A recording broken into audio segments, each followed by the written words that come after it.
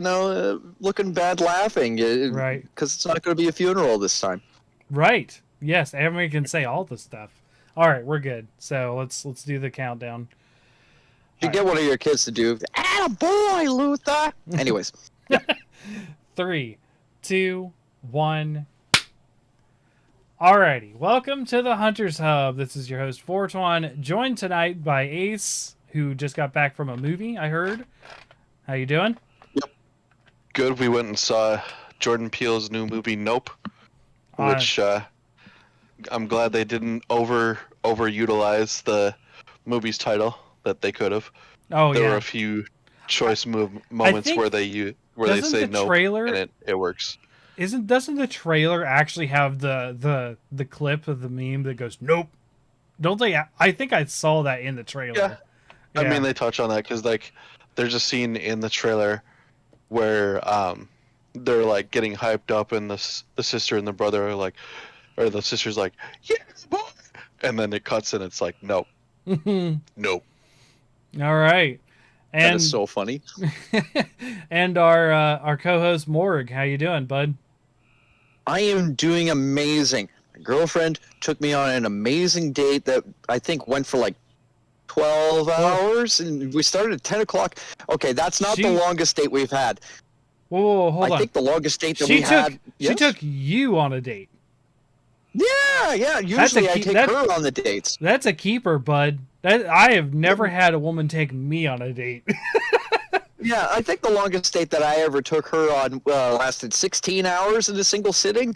So, yeah, this one was particularly fun because she took me to a place. It was a complete surprise. I had no idea where we were going.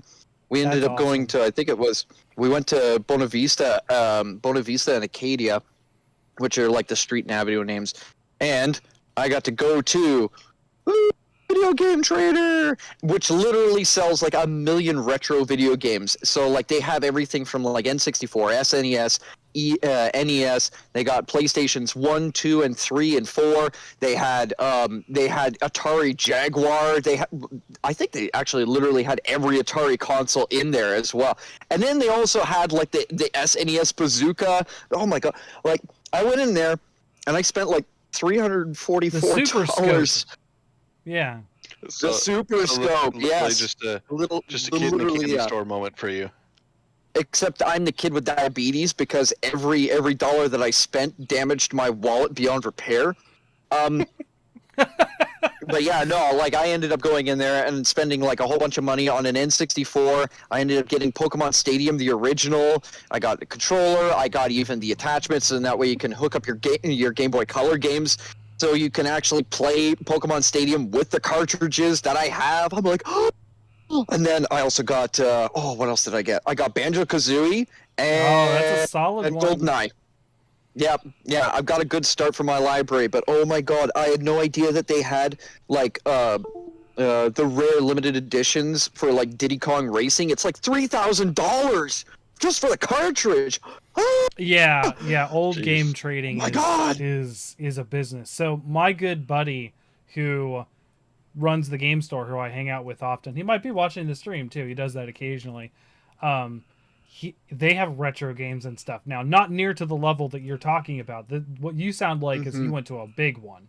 They're just a local. It was a big boy, yeah. Yeah, they're just a local store, but they do have old games, NES through now.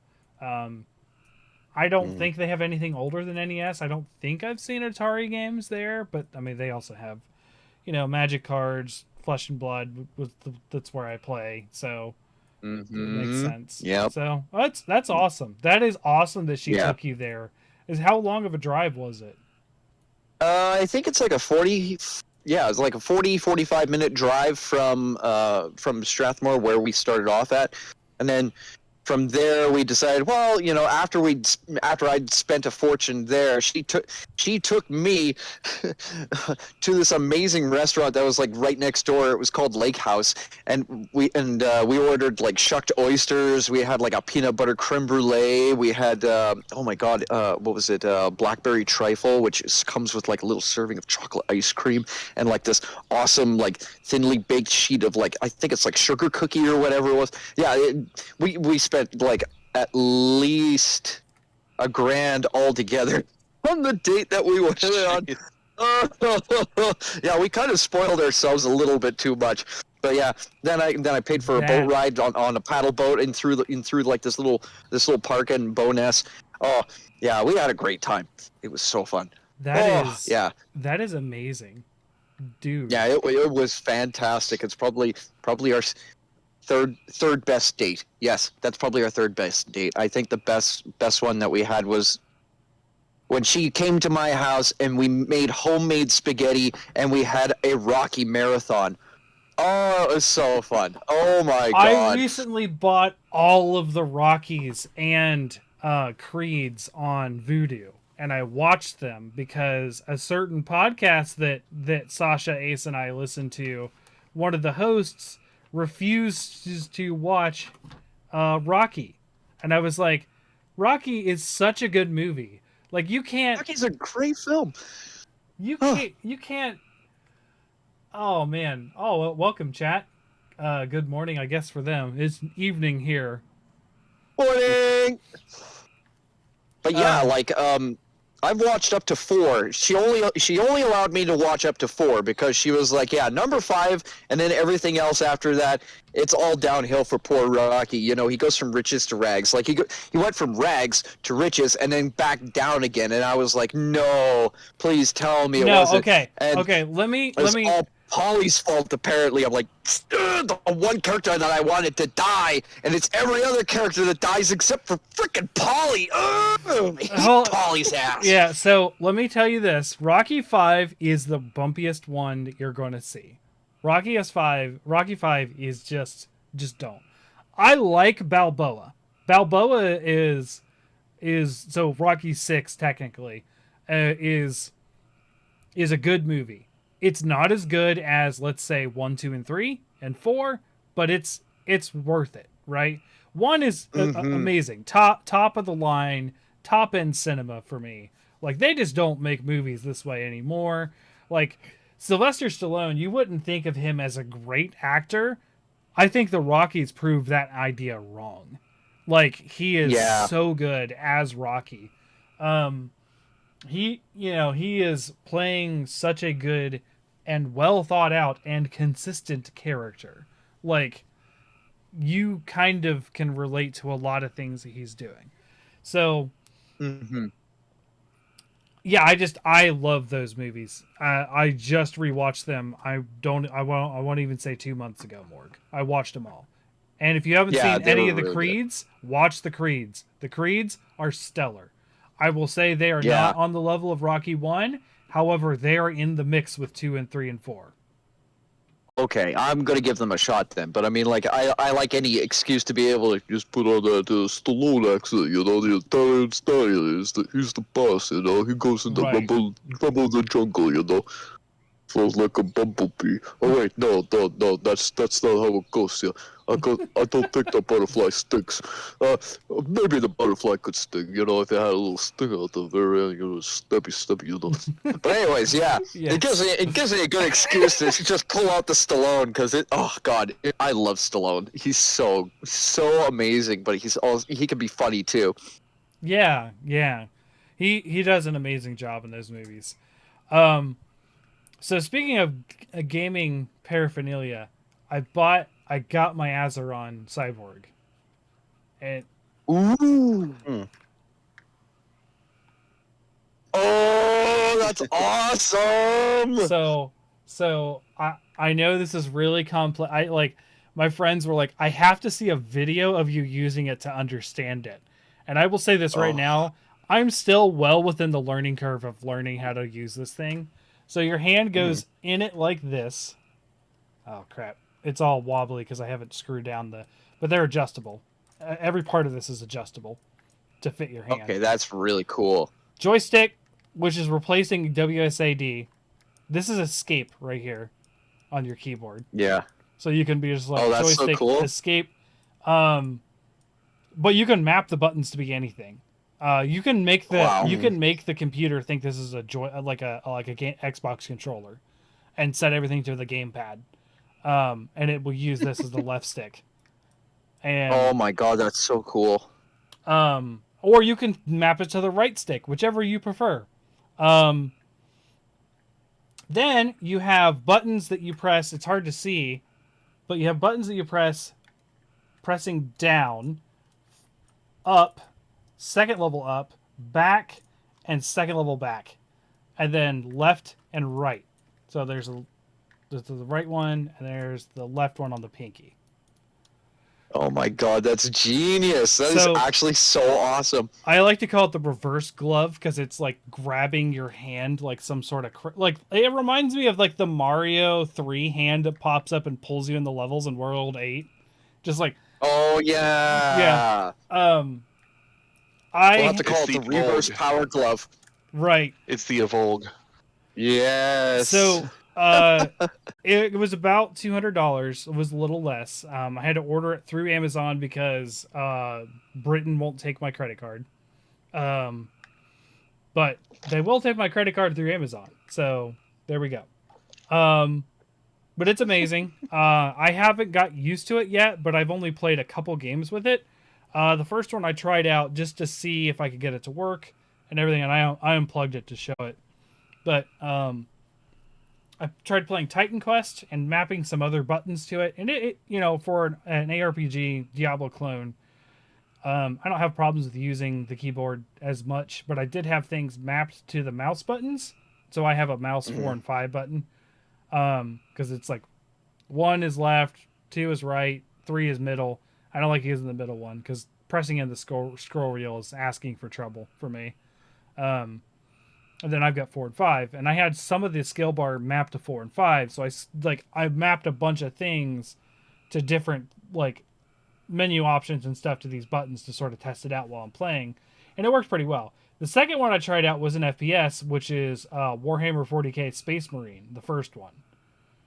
And oh yeah. I just picked that up. By the way, that game is 2010 as fuck. Like, there's so many cutscenes, and the protagonist is like a short-haired, gruff, mean person. Like, oh my gosh. Like, I got so many of those.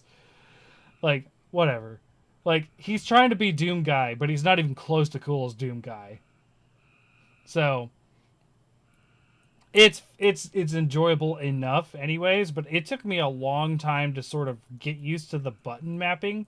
So like whenever I'm playing, I actually have the Right. button mapping software up so I can see what keys mean what to begin with, because this is learning a keyboard all over again in your brain. Like I am not anywhere near close to competent with this thing.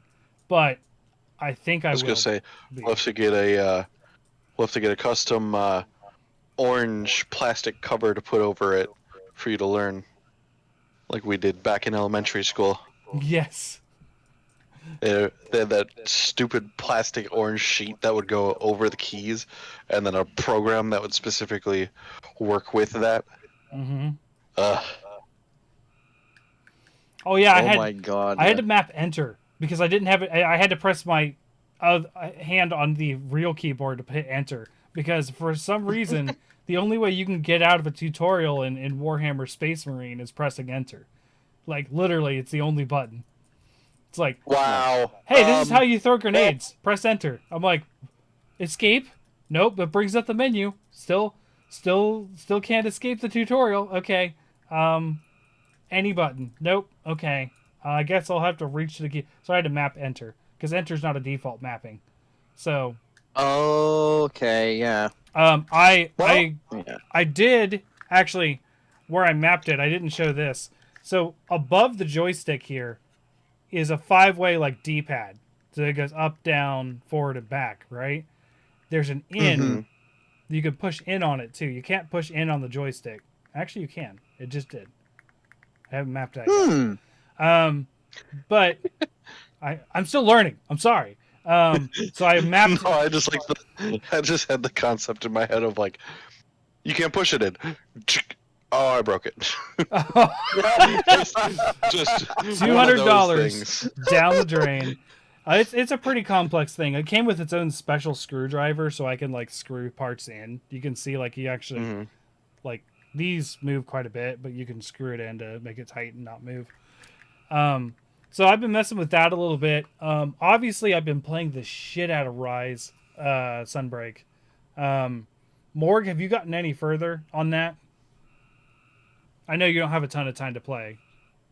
Well, no, I actually hadn't found any time to play. But I mean, like, I've watched a couple of videos on like some of the Switch skills that I can actually unlock later on into the game, which I'm really excited for, especially considering I'm going to be maining hammer and gun lance more. Like I've dabbled a little bit into gun lance in Rise, just playing around with things like Blast Dash and like the that guard that allows you to be able to sharpen your weapon when you do guard. Yeah. And yeah, Bullet Barrage. Oh my god, I am so excited to unlock that once I get to MR4. Mm-hmm. And I believe there's like two skills that I can unlock for hammer. What is it? One of them allows you to be able to add like an additional like impact attack to all of your charge attacks for hammer, which is going to be pretty cool. I mean, like, yeah, it swaps out your impact crater, but I mean, like, you can swap back and forth anyways, so you might as well at least have it on your one of your scrolls. And then there's what is it? There's like this. I'm not quite sure what exactly it was called. I don't remember what it was called, but it allows you to basically like reposition yourself or evade attacks while still maintaining your charge on your hammer. So you don't have to roll out of the way of an attack or anything like that. So that's going to be really handy having that on top of my skills.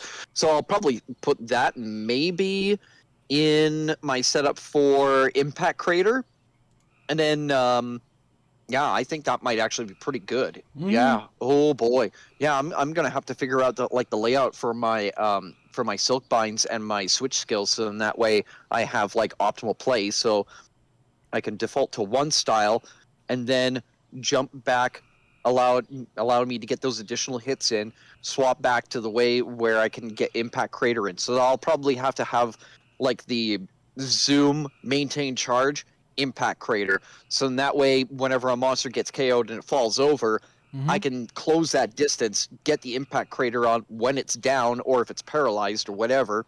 And then I can take advantage of that. I might even utilize Foray as like a skill. So I might focus Foray on is strong. Yeah. Yeah. I think I might focus on using Foray, especially if I'm going to be using Paralysis. Or I might default to like the Chameleos or the Puke hammer, depending on like which one I want to play around with more. But I think the chances are I might go for the Puke, and then I might go for either if it's got a Rampage level 3 slot. I'm wondering if the Chameleos Rampage skill isn't. Yeah, it should be in the game, right?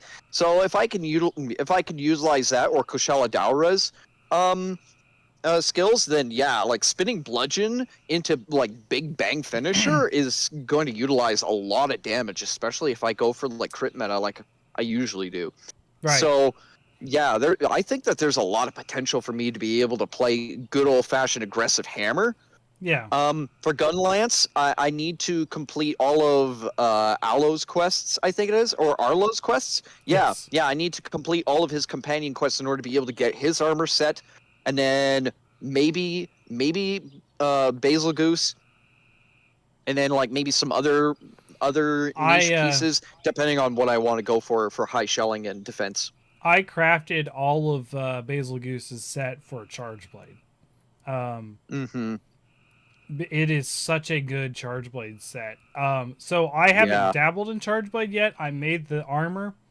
So the only one I've really dabbled with outside of Greatsword right now has been Lance. Because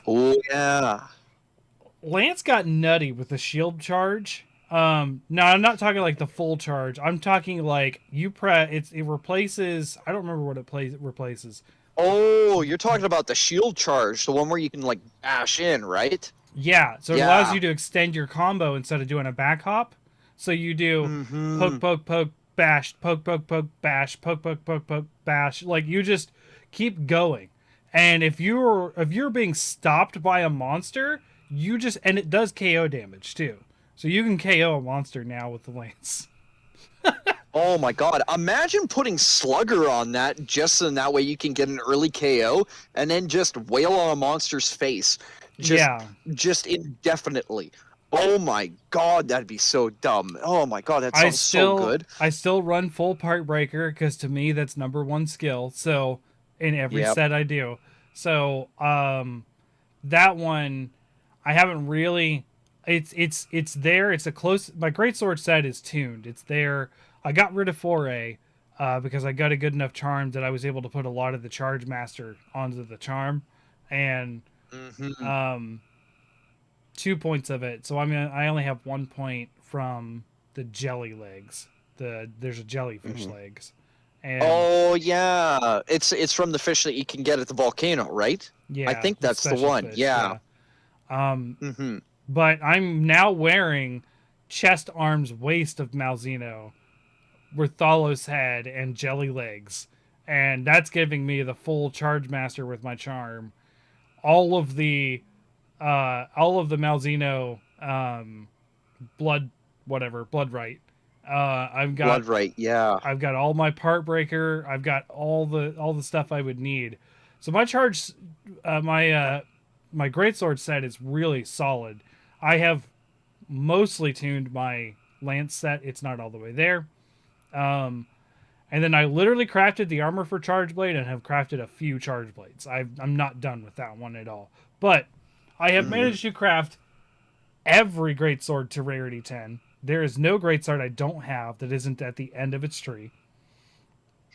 I have crafted every lance that I care to use to the end of its tree. And I am now working on the charge blades. But I'm taking a Nice. break from doing the charge blades because I am now back into crown hunting full force. So, Ooh. since we talked, I have now completed Aurora Canth. I have completed Aurora Canth was the big one. Then I went on to what we call Super Purple Stripey Baby, the MR100. The MR100 Magnamalo. So Scorned Magnamalo. I have now crown hunted Yep. that. Scoring Magdamalo. The only reason I didn't tweet about that one is I don't want to spoil people for Twitter on MR100 quite yet. Mm-hmm. Mm-hmm. So that's done, and I just finished. What did I finish? It's right after that one. Crap. After scoring Magdamalo, it's not. Shogun Siennatar. Guys, McGorm is a legendary. So, oh yeah, Shogun Siennatar, yeah. Siennatar. That one I got. I think Aurora Canth was the most difficult one. I'm in this. I think I crowned it at 73 hunts. And I don't know Morg if you remember my Excuse me. difficulties with crowning Rise. I think you left the show before I got done with that. I think I do remember it a little bit. I think you were actually having trouble. Like, I can't remember if it was the bigger ones. I think it was definitely the bigger ones that you were having some issues with. I think it was the bird wyverns, wasn't it? Baggy, the Great Baggy. Great Baggy, yeah. Yeah, that was Oh, boy. 232 hunted before I got the crowns. Just like when you go to the grocery store, got too many plastic baggies left over. Yeah. So I'm a double bagger myself, so I'm never short of bags. I was hoping that Sunbreak fixed the cycling issue. I don't think it has. So it gets stuck. The number generation gets stuck on certain quests. So you have to suss out which quest has the best chance for the small crown and which has the best chance for the large crown.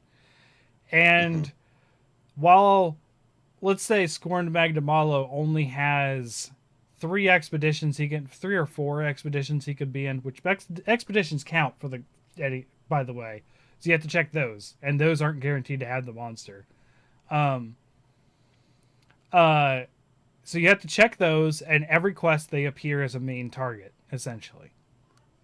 And those are the quests that could potentially have because the flat rate in Master Rank is 6% for a small crown and 10% for a large crown. much better than the 3 and 3. Oh. But, Mm-hmm.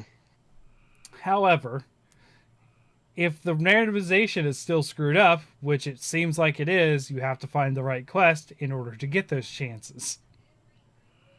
True. And it will be a better chance than what they tell you, based on what's going on. But, you know, whatever. So, while Scorn Magdamalo, there was a total of like 6 quests I could potentially have to do to sort of suss out which one was best. There are 11 for Shogun Sienitar. I was so Oh glad. my god. I was so glad that I found the small crown while trying to suss things out. Like I wasn't through the whole list. And I can't get through the whole list in a single play session most of the time. Like, and if I close the game, guess what? I gotta start over because the randomization moved. So it is. Oh my. I was very scared about Shogun Sienitar because of the 11 possibilities he could be in. I was like, oh my gosh. But I have now moved on to Ostelos, which is less. Not a lot less, but I think it's about 9 he can be in. I think there's 6 main quests and 3 expeditions. I have gotten a size update of small twice, but not a crown. And I'm still sitting on a silver large. So he's the next big one. And right after him, Seregios.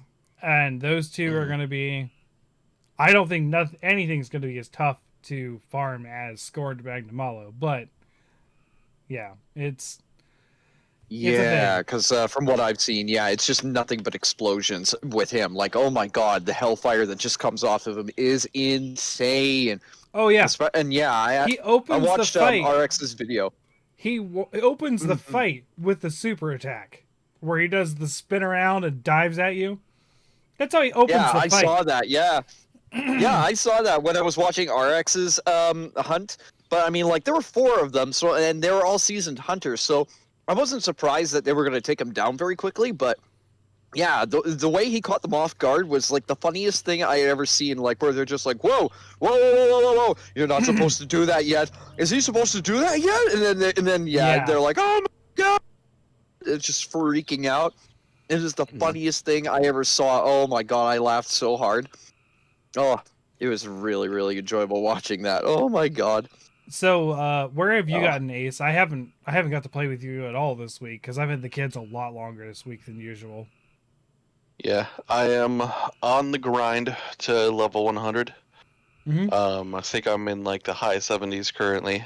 I will say, Crimson Glow Valstrax is a bit more of a bastard in in G rank, specifically because of his little pokey maneuver that he does while he's hovering in the air. He does it in the air now, eh? Yeah, he's a Harrier jet. Yeah, he now. does. He's a he Harrier. does like he hovers a bendy pokey maneuver while he's hovering in the air, and I'm not sure if it's because I have flinch free at like level 2 or something like that, or it just doesn't knock you over, but it doesn't knock me over, and he typically does it when I'm in the middle of healing. So I'll be like just jogging while healing, and he'll just be boop, undo what I've just like healed, and it's super frustrating. You gotta roll it, man. There's no way you see him go up in the air. You gotta roll it. Like you gotta take the half potion and just roll. Yeah, because that's probably why they even have the half potion in the game right now, is because like the monsters are so ultra aggressive, and they can just combo the ever living crap out of you. It's actually a benefit to be able to just take advantage of that half potion, and then whatever little you can creep out from the rest of the potion. Great. I mean, like, it can be a little greedy, but I mean, if you can afford to at least get something out of it and then still dodge out of a move, awesome. I might. Oh, darn it! Finding brew hair is definitely essential in some of the quests. Yeah. So Yep. my new Dango set is like Dango Defender Low, Dango Defender High, and Dango Medic. Like that is my new default. Like if I'm doing a tough quest, like Ooh, anything there's afflicted, anything elder, like well, that's not true. The elders I still go. One of my favorites is Summoner, where you can have the higher chance to see the Fellicrow or the owl. Mm-hmm. The fortune hour. those are good ones. I really those like ones are really Summoner, good. so my default is Defender High, Medic, and Summoner. But if I'm doing an afflicted quest, it's like no, I am 100% on all 3 defensive dangos. I think what you could also do is, if you need to, like you can. I think there's a dongo skill that you can get. It's like the last one that you can possibly get. I think it's called Dongo Switcher, which allows you to be able to recover a bit of health. Every time skills. that you do like a when you're switching your scrolls around. Maybe what I'll probably. I'm wondering if there's a way for me to be able to get like redirection, because I know for a fact if I get like redirection 2 and then I go for feline switcher, and if I get that to level 4, I can evade out of an attack, recover some stamina, get a huge boost of healing, and recover like essentially a full wire bug if I'm like just charging up.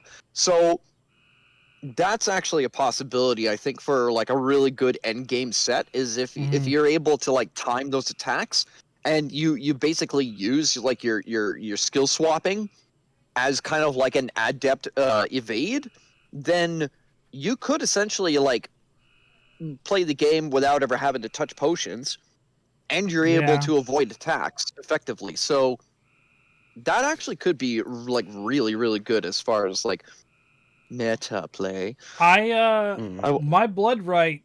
Once I get parts broken and I'm full tilt in the fight, there will be times where I'm down pretty low and I'm like, no, I'm just gonna do a true charge slash on this thing's broken tail and get all my health back. That's just what's gonna happen right now.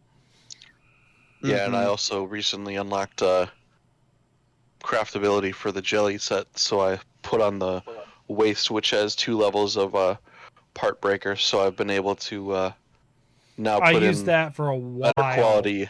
Yeah. Yeah, I've been able to put in a better quality talisman, so now I've been able to further optimize my hunting horn set. So it's pretty choice at the moment. So this is the first game I feel like I'm truly going to branch out into other weapons and actually play them in a long time. Like I have solo weaponed since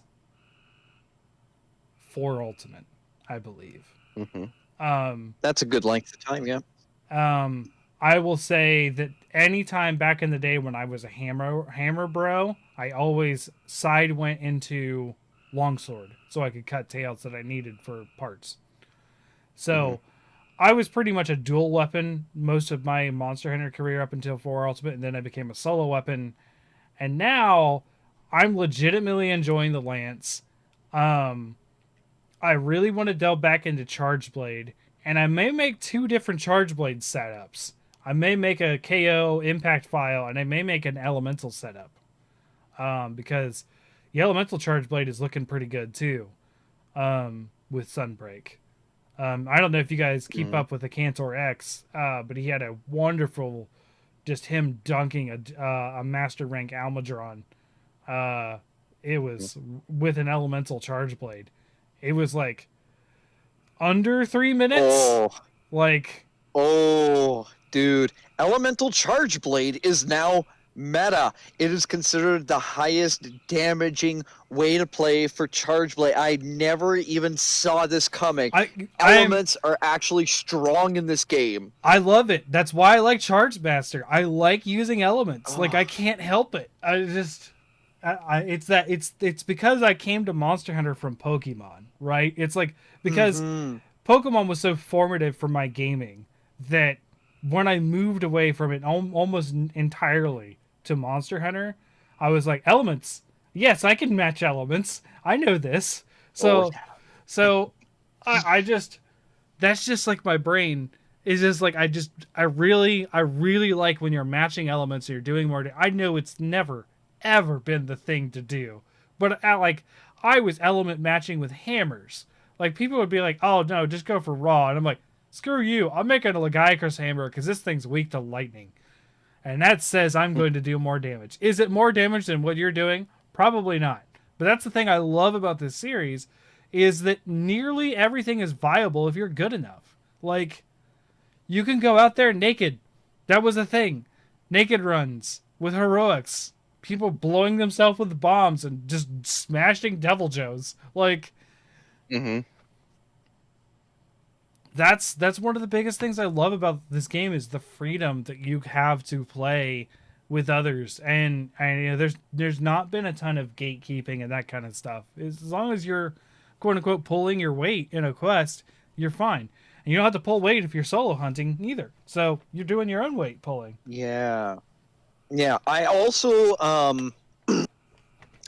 like the fact that they have not made like attack plus jewels or like any of like what was considered like the raw crit meta jewels for like the level 4 decorations. I'm glad that they decided not to do that, because now what it basically does is it indirectly nerfs those skills, and it makes Right. it so that other skills are now more viable. Now after Mm. like making it so that like elements and utility skills now actually have the capacity to take those bigger slots. It not only affects like the slot economy in such a way that it makes people think a little bit more carefully about like what it is that they want to put into a set to make it actually to make it viable. But it also the fact that now they have it so that attack and like throttle and crit boost and all those other ones, they are now a level 2 slot, and you don't necessarily want to put them in a level 4 slot if you can afford to. I like that they made that change, so then that way it doesn't make it so that it's anything like what Iceborne was, where it was literally every attack boosting skill at their fingertips, and making it so that you literally had like an Excel spreadsheets were like listed of like meta skills on a set, and then everybody criticizing and judging each other for not having that spreadsheet of skills.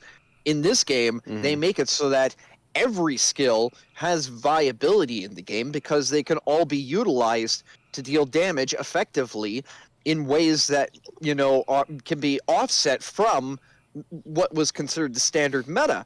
Yeah. So Mm-hmm. it's For just sure.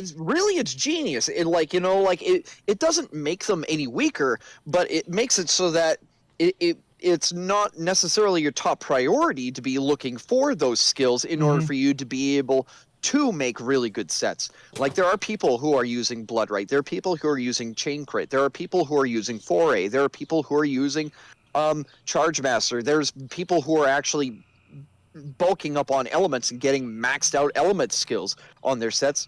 And yeah, I've never seen um like such a diverse like list of completely viable skills that you can put onto your sets that Mm-hmm. make not the game not just fun, but very dynamic and very like diversified. And it's so refreshing finally to see a game where crit boost is like it can be slotted in, but it isn't like your primary like decorations or necessarily the primary sets. And like even skills like dereliction can be utilized very very effectively in this game as well. And like though like there are skills in the game that will boost you higher up than most other skills, well, if not all of the other skills, but there is some backlash to it. Like, for example, like gradually losing health, and like even Bloodlust is a fantastic skill, but I mean, like you're also losing health, like you're getting chipped. Mm-hmm. Point is that like all of the best skills in the game have some kind of a drawback to them. So there is like a balanced feature where it's all based off of the skill of the player, and it's not necessarily about having the most completely optimized set that Yeah. everybody's striving for. The one set that everybody's looking for. Right. If That you're is playing, what I like if you're most playing about this Sunbreak. weapon, use these armors, these charms. Done. You play Exactly, this weapon. like it- Yeah, that was very for Ultimate. I would say that was Mhm. very World. Also, like, Yeah. Yeah, Mhm. I remembered. What was it? Like, I think for 4 Ultimate, I think there was like a piece of Yukonlos armor, there was the Teostra chest, the Rajang waist, and then there was or no wait, no. I think it was oh shoot. There were a number of pieces. I know that Delamadura also fit into there somewhere, but I mean like it was like this weird really weird mishmash of like probably the pieces that feet. yeah, that basically gave you, I think it was Home Blade and Yeah, like a bunch of other skills that just, yeah, it was just insane. which is sharpness and attack. So, Yeah, duh. Yeah. yeah, So yeah. I'm quite pleased with it as well. Another weapon I'm looking into once I get more comfortable with Lance. I'm going to start doing Charge Blade stuff. I'm probably going to do both Elemental and Impact. Probably build 2 different sets for it, and then I am looking for the first time ever in my Monster Hunter career, possibly playing Dual Blades. Ooh, I you're had gonna have fun with it. So I have done every arena quest, and by far, the most difficult arena quest for me was the Garen Golem one, the one that's smack dab in the middle. Ooh, Because your choices are Gunlance, Dual Blades, Insect Glaive, uh, Heavy Bowgun, and there's another one that I just don't play. Oh, Switch X was the other one. And I played none of those. Switch axe. I played none of those weapons. So it took me an hour and a half to beat this quest with me trying different weapons because I was like, I play none of these. I am learning from the ground up on a Garen Golem. Like I cannot fathom. Like I thought I was like, okay, I'll just take this with Gunlance. That was my first shot. I was like, nope. I can't do this. I am not a gun lance player. It Nope. is not a lance. I can do lance. I can't do this. So what I ended up doing is I tried a couple times with dual blades and I finally got into it. I never went into Arc Demon mode. I don't know how to, but I beat the quest without doing that. Really? Yeah. Oh, that's interesting. Like I thought that I think Archdemon mode was like it's when you've like completely filled up the red gauge, isn't it? Yeah. It's when you like that. completely filled So up I know your dual you. blade. I your know dual you have blade to gauge. go into demon mode, build up, and then you can go into Arc Demon mode, and then because like they give you a good indicator because one of your blades fills up, and that's demon mode. Mhm. And then I'm like, okay, cool, I can do demon mode, and then blah blah blah, or whenever you're out, basically you're out of demon mode, and that bar goes down. And I was like, cool. So like I still get to do demon mode moves and have more mobility. This is awesome. So that's how I beat him. Is I just went crazy. There's a dash attack that you kind of spin through, and I did that a lot to sort of dodge. Yeah. But I want to I learn think dual it like blades. mimics the. I want to learn dual Yeah. blades better. And I just for me, I feel like growing as a hunter is learning more weapons for me. Like this is my next step forward as a hunter. I don't feel like I'm the best in the world at greatsword, but I feel I have it down. When I can fight super purple stripey baby 29 times to crown it, like I think I can do it. Like I think I've tested my mettle with greatsword. Mm-hmm. Now that being said, we're going to get tested again here in what, 2-3 weeks? Because Yes, Lucian Nargacuga and Seething Basil Goose, along with maybe some more afflicted monsters in the future, because I think those are what the special species are going to be. I think. yeah, probably. Probably. They're probably more Yeah. afflicted. And yeah, I you know, like I'm. Let me be real, guys. You know, I hate Apex. I hate Hyper. I hate the new Apex.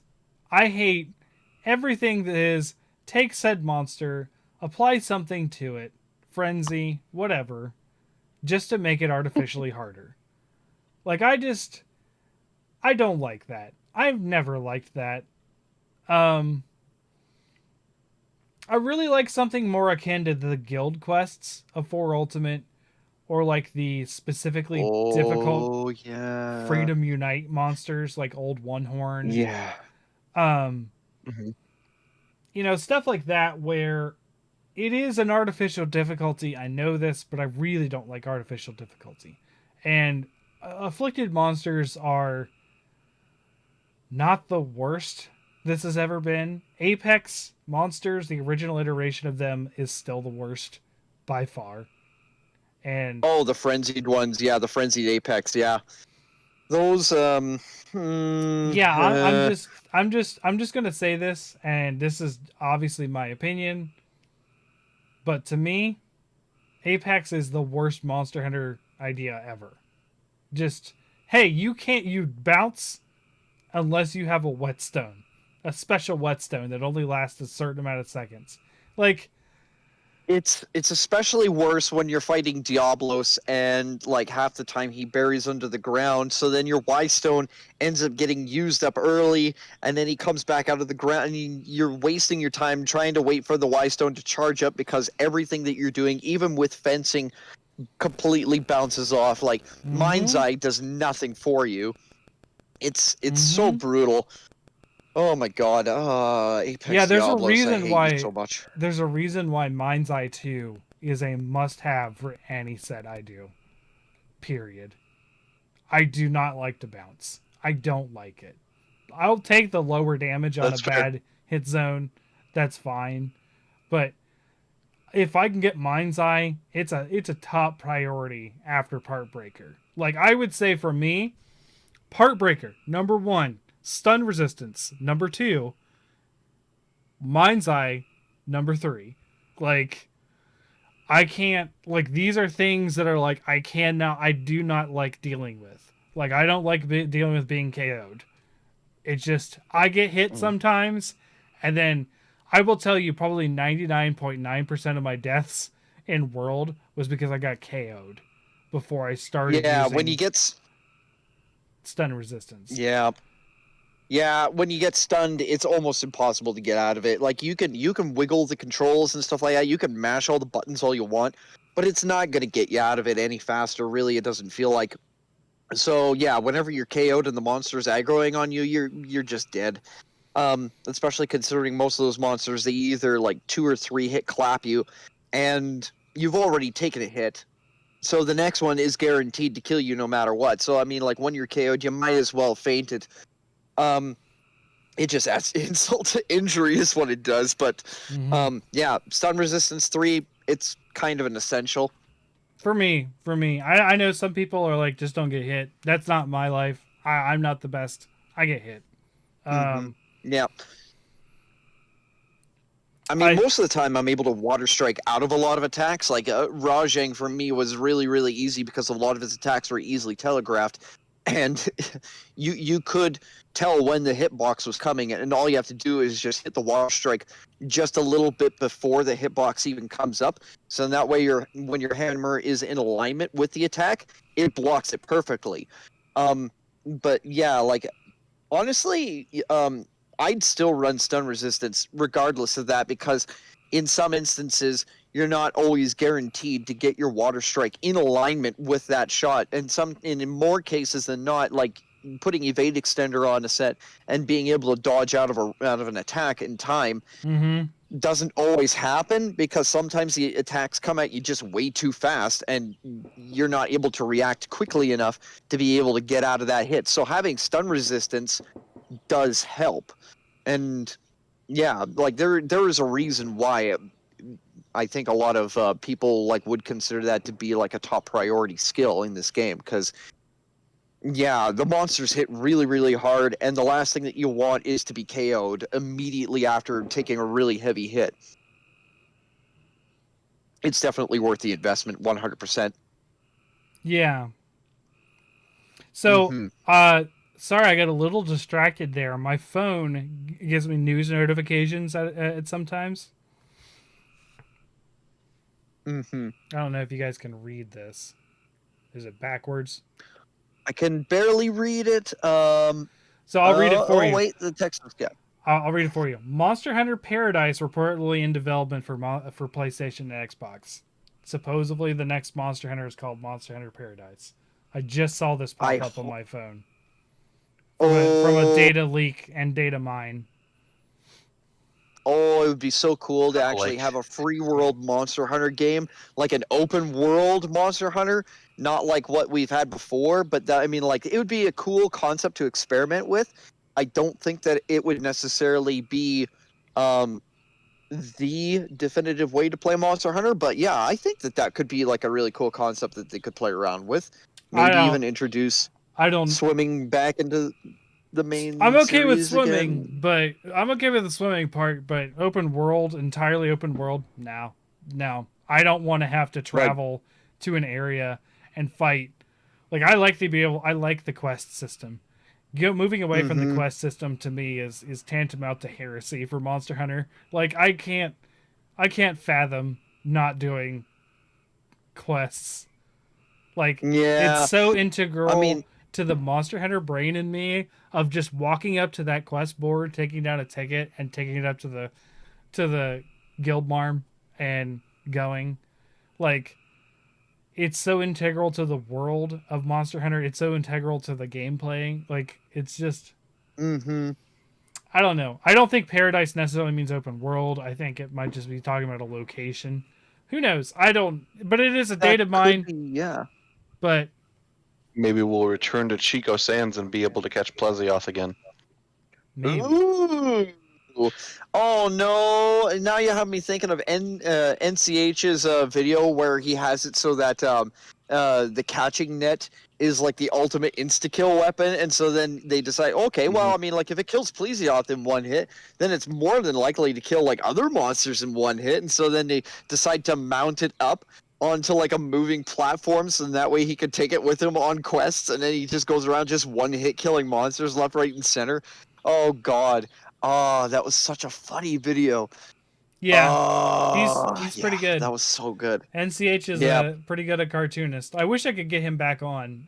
He has not been on in a long time, but yeah. that'd be I fun. was actually really happy, like having like had conversations with him, and then us like brainstorming what would happen if Rajang came to World. And this was, I think, like a year before the game, like before Iceborne ever came out, and that Rajang was ever released.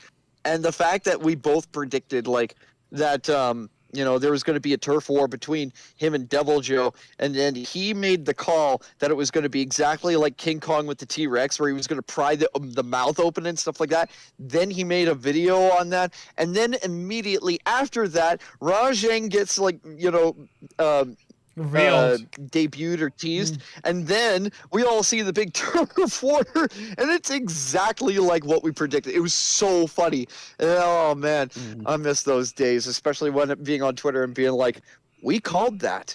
We called that a year in advance." Would you believe it? It was Yeah, so funny. Oh my god. Oh, glory days. yeah, I yeah. miss those days.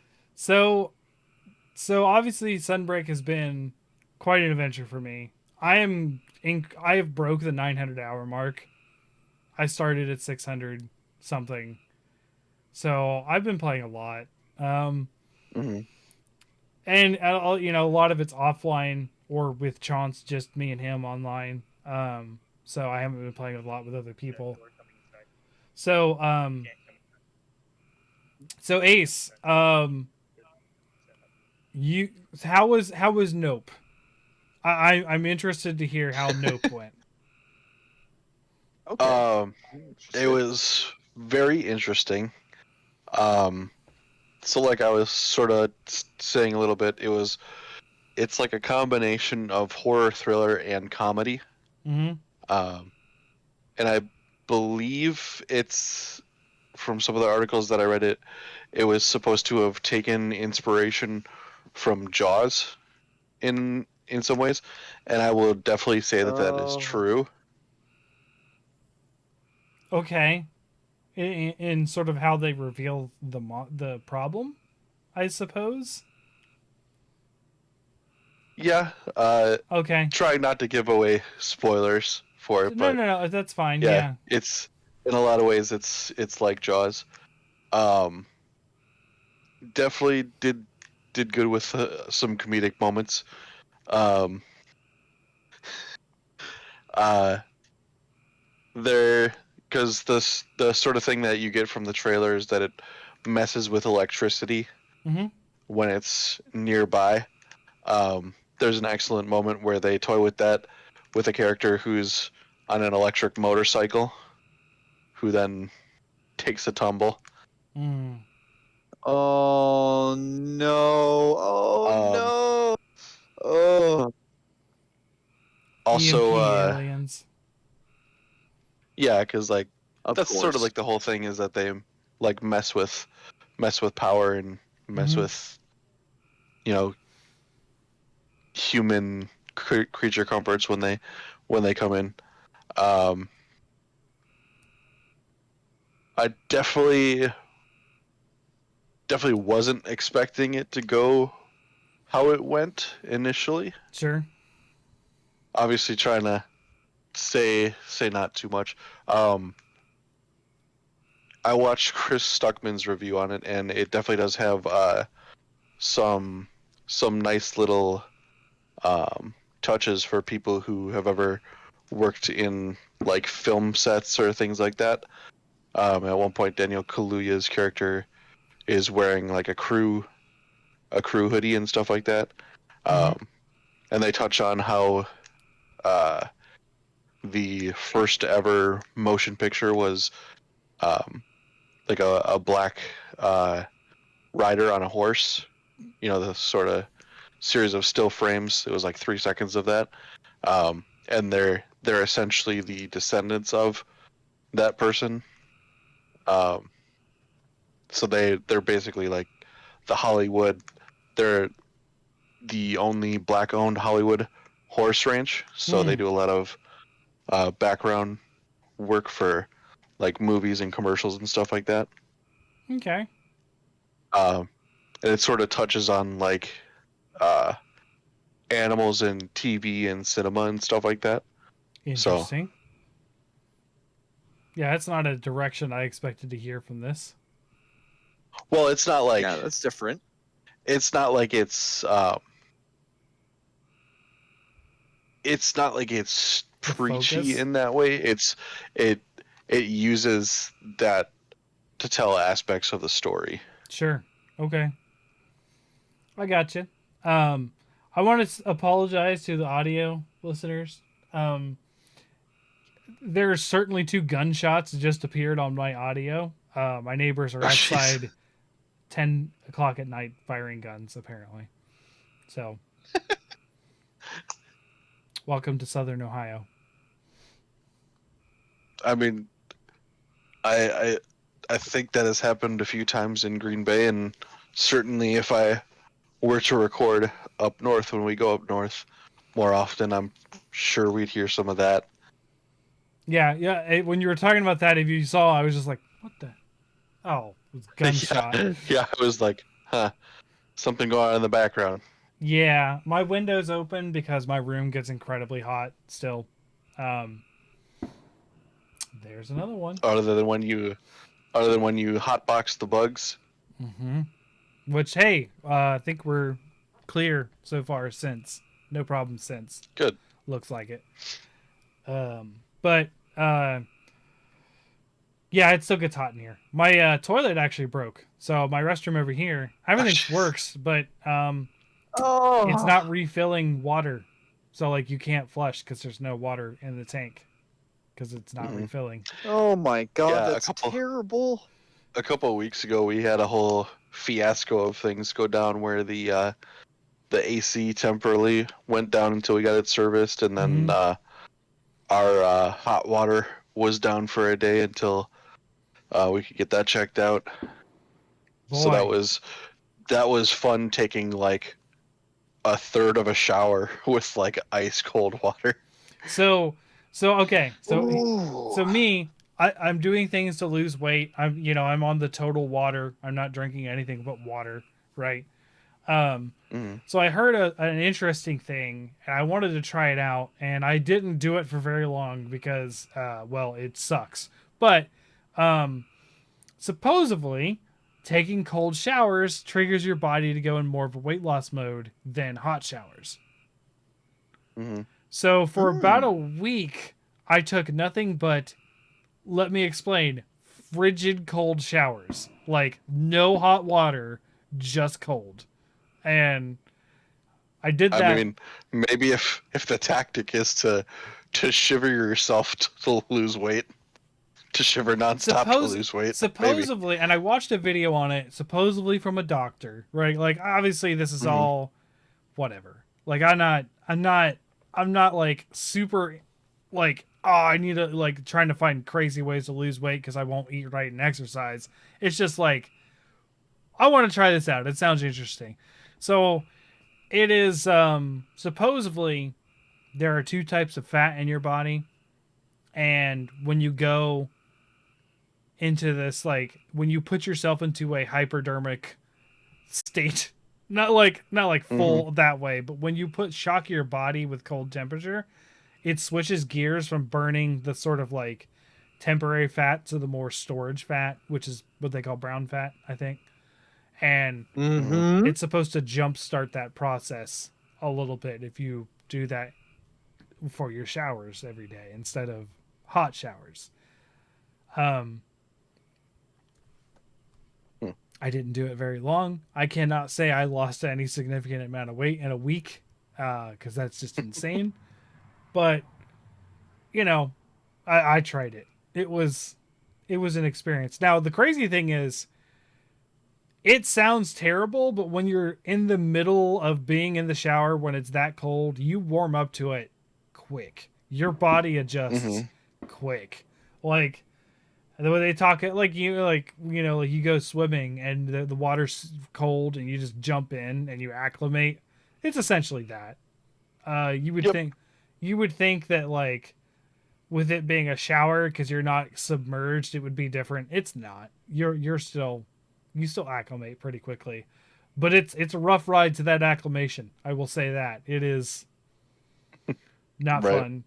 So the doctor actually suggested starting off at a reasonable warm temperature and then gradually shifting it down to cold to where you've totally turned off the heat. So that's kind of what I did. But anymore, I get in the shower and it comes up a split second. Think about it like, no, I don't feel like doing this kind of effort today. I'm just I'm just not.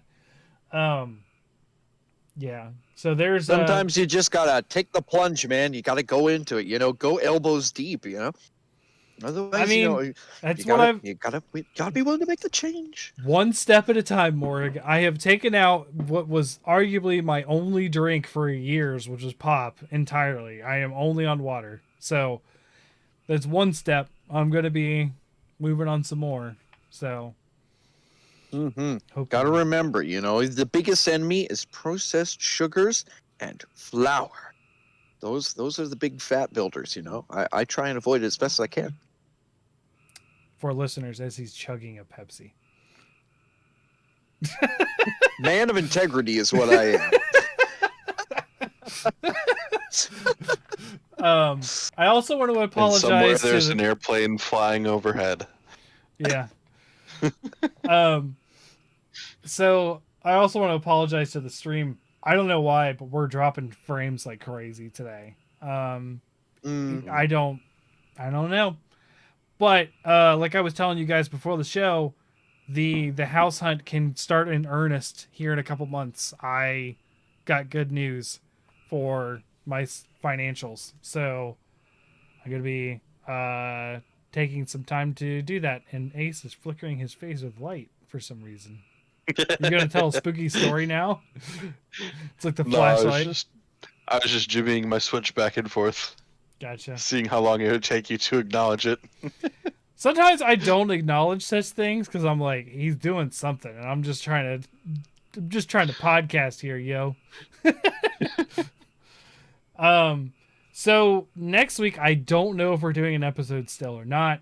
My parents got back today to see if we're going to be gone next weekend. But for sure, the weekend after that, we are doing the next quiz and Morg's first participation. Oh boy. Now, Well, I can only hope that I do Sasha, okay. Go for a week off. I mean, we'll see. I mean, if I have to You're go, just tired of losing, aren't you? Oh, Sasha's pretty Well, good. it's not, next week isn't the quiz. No. He's Next on week would be what, a news day? Oh yeah, It would be that's right. Okay. It would be a second wild card. So our fifth weeks are also wild cards. So it would be another wild card. Second wild card, a non-in-person potluck. We each make my God. a meal or appetizer, and then we show it off. Yes, we go can- full foodie mode. That's a great idea. I don't cook. I've very already well. talked to people about how to make armadillo eggs. Yes, 421, make armadillo eggs. All you need is just a bunch of jalapenos, some cream cheese. I did make it was actually really good. I made a vegan chili once, and it was actually really good. Yeah. I don't know how I pulled it off, but I did it. This is years ago. This is, I think, before the podcast.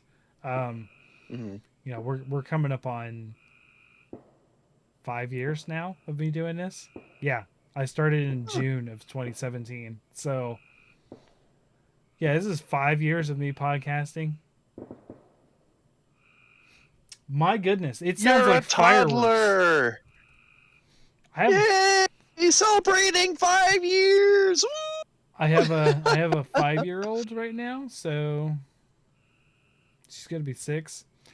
Boy, I told you guys about the funeral stuff. We're going to a wedding tomorrow. Let's see how this goes, because It's no gonna one's be a riot. Is what it's gonna be. no one's gonna be stopping her from. Chance is making jokes that he's gonna use the kids to rope in single ladies. He's like, these kids, they're the light of my life.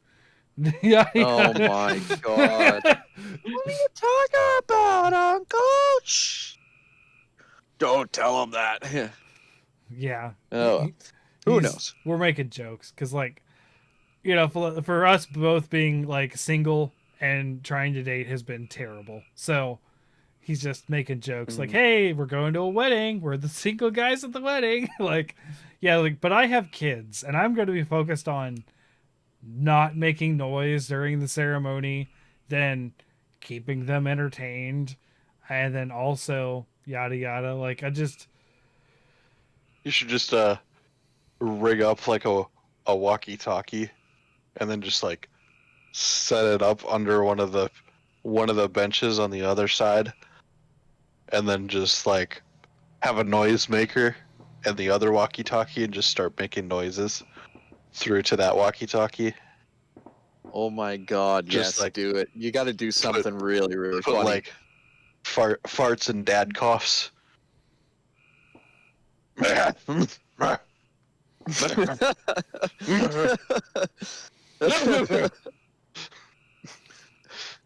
yeah. It sounds like a very unsound sleep. Oh my God, that is so funny.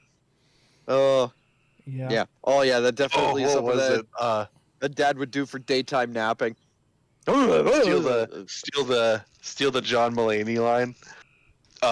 That apparently like his niece or something said at like a wedding where the bride had like the veil, and as soon as the veil was lifted, this little girl apparently went, "Aw, she's ugly." Yeah. Did I tell you about how do that? how I got the worst dog in the world? Not the worst, but like how I got the ugliest dog I've ever owned. Not talking about Blinky, are we? No, Blinky is fine. She's cute. Like there's nothing ugly about her aside from her attitude at times. But um, Peeing on your Still bed. love her even if she was ugly, wouldn't you? yeah, I mean I would, yes. However, it is a barrier to obtaining a dog sometimes if they're ugly. Once you get to know them, Mm. that's no longer a problem. But so this is like very early into my marriage, and Mm-hmm. we didn't have enough money at the time to really do a big thing for the ex-wife's birthday. We celebrated it, but not like a big present or anything. So we were like, okay, we'll put it on hold. And I then got very soon after I got the sort of career level job. I got the more money, you know, stopped shopping at Sack and Save and started going to Kroger's. Like you know, that kind of thing. It was a big life Oh update my! for us. So we're in the mall. My brother is visiting for the time. We're in GameStop and she wanders off. Oh, I can hear the shots going off in the audio there. Man, are they just can plinking, or like do they have a clay pigeon pole? It sounded like fireworks at this point. I don't know. Like Mm-hmm. it's a lot. Um Maybe they're reenacting the Alamo. in the woods? The Alamo is like You never know. it's like Uh, the that's that's just reminding me because Maybe uh, the trees are Mexicans. Who knows? there was a there was a meme it's not going like Mexico doesn't have around trees, Fourth of Mark.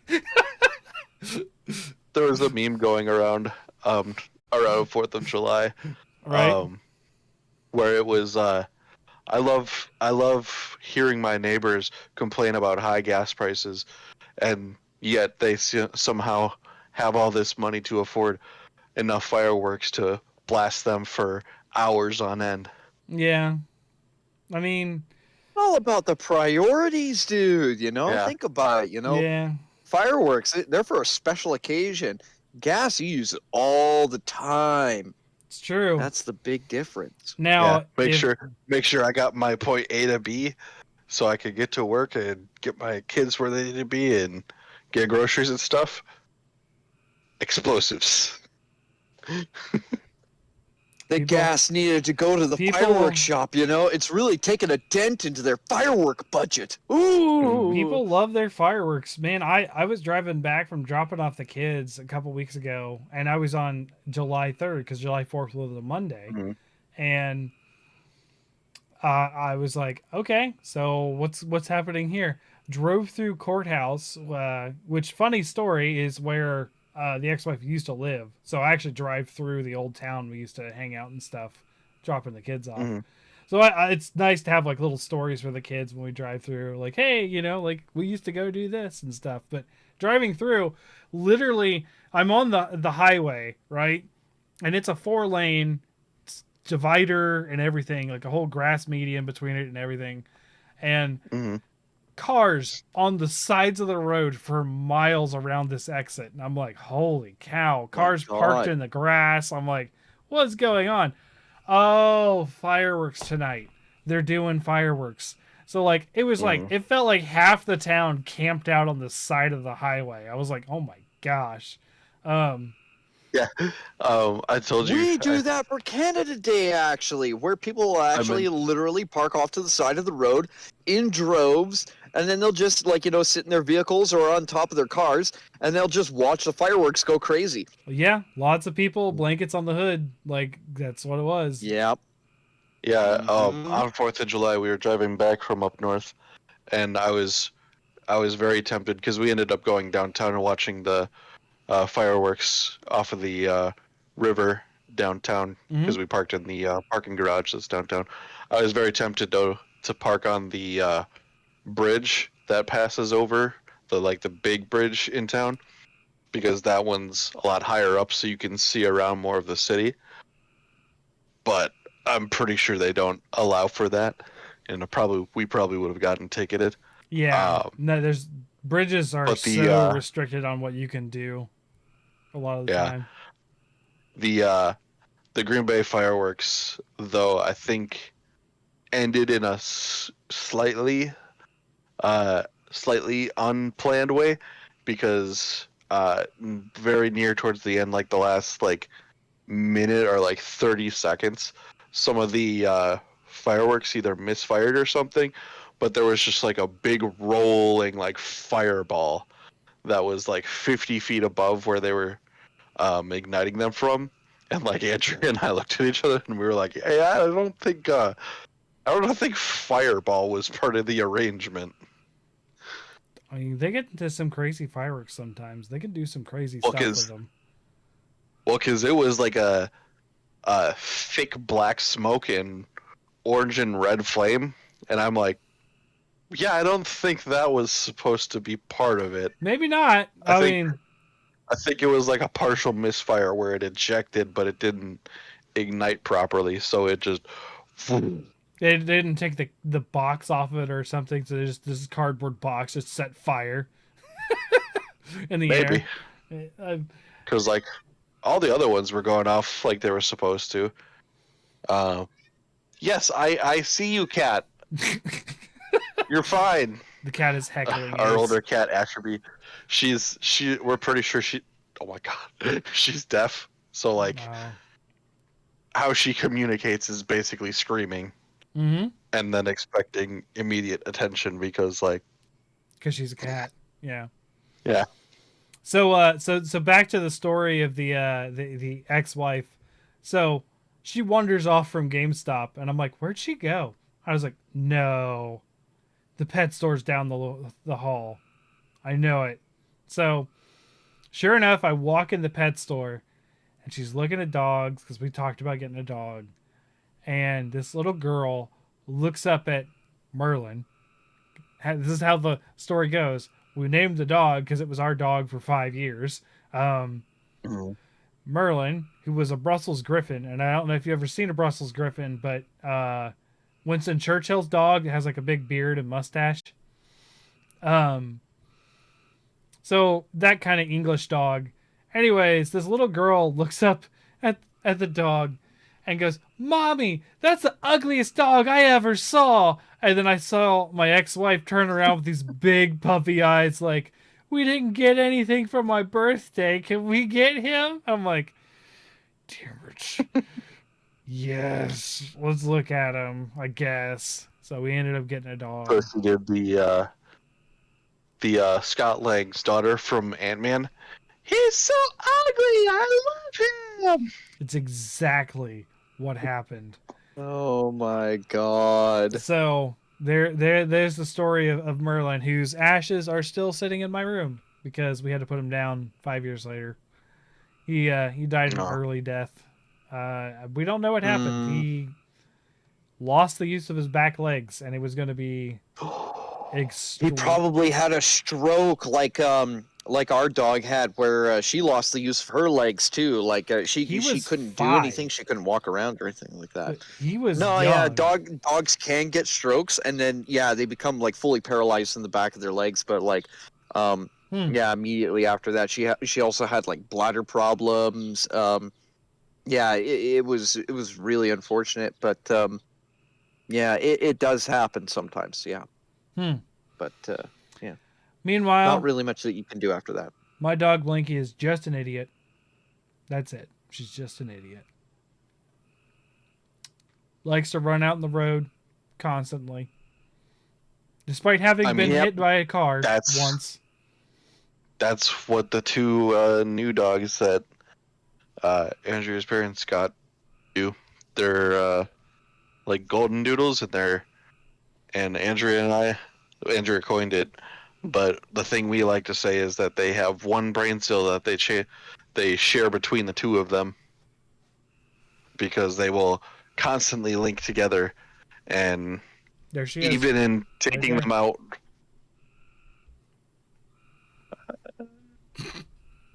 Oh, yeah, there we go. I can see a little bit. Even taking them out one at a time has proven to be troublesome, because they will go towards the road. Yeah. Immediately, without hesitation. So. Yeah, They are she doesn't chase miscreants. cars or anything. She just likes to explore, and then the road is just an Mhm. easy way to traverse between properties. And I'm just like, dog, no, please stop, just stop. And she, Oh, they've enjoyed traversing between properties, mm-hmm. So especially here in town where we're right next to some like sort of uh duplexes, I guess I would call them, sure, and they've quickly just zoomed down 3 or 4 houses down with me in tow after them, trying not to lose my shit and strangle them. yeah, yeah. Stop it! Dogs are frustrating at times. They can be. I love them, but They just like to socialize. They like to make as many new friends as they can. Our dog was pretty bad for that too, but eventually, like once they get old enough, they just stop doing it. so They just Like stay home. you guys want to hear a like up terrible north. joke I made in 2012? Oh, please, yes. So Tell us. this was on my Facebook memories the other day, and I was like, oh my gosh, I was such a dork. Like, I was talking about Merlin, actually in the post, and it was we should have named Merlin Achilles, and they were, and then like it was like I had like a fake conversation, and someone was like, why? And I was like, well, because when I need him to stop, I say Achilles heel, and then he runs off full speed to the next stranger, humping their leg, and I said, I'm sorry, it's his weakness.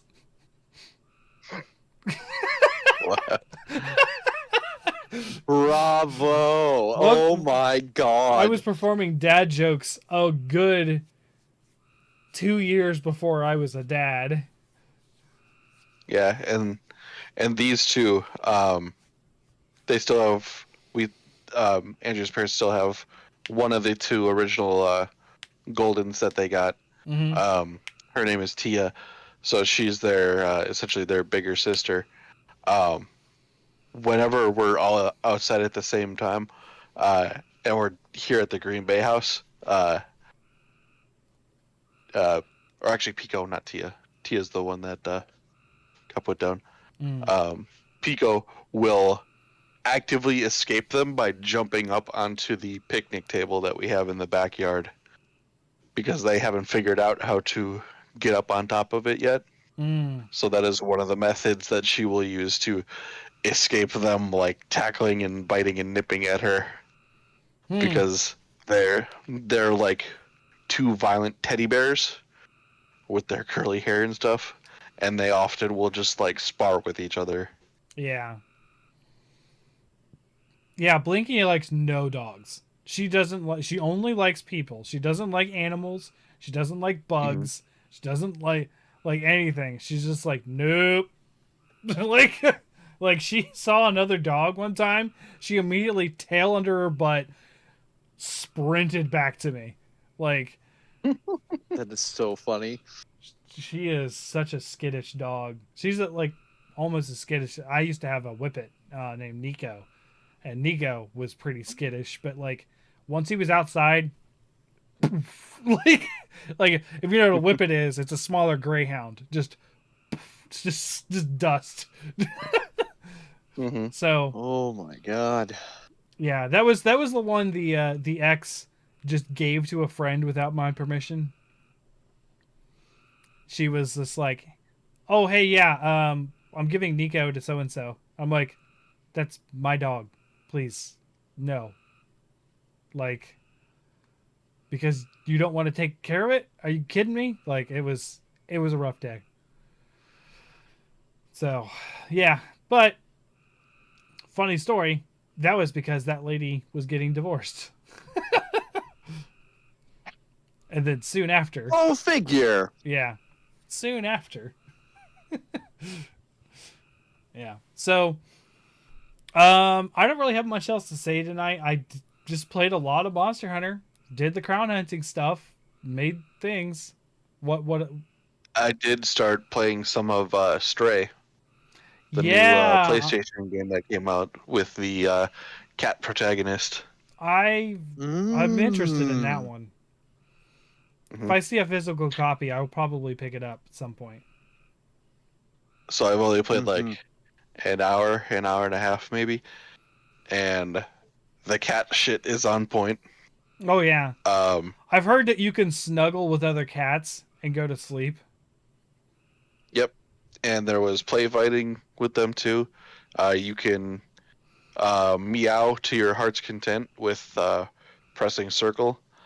So You that's can scratch so like on rugs Luigi's and Mansion, where he's just trees. like, there's just a button to yell Mario.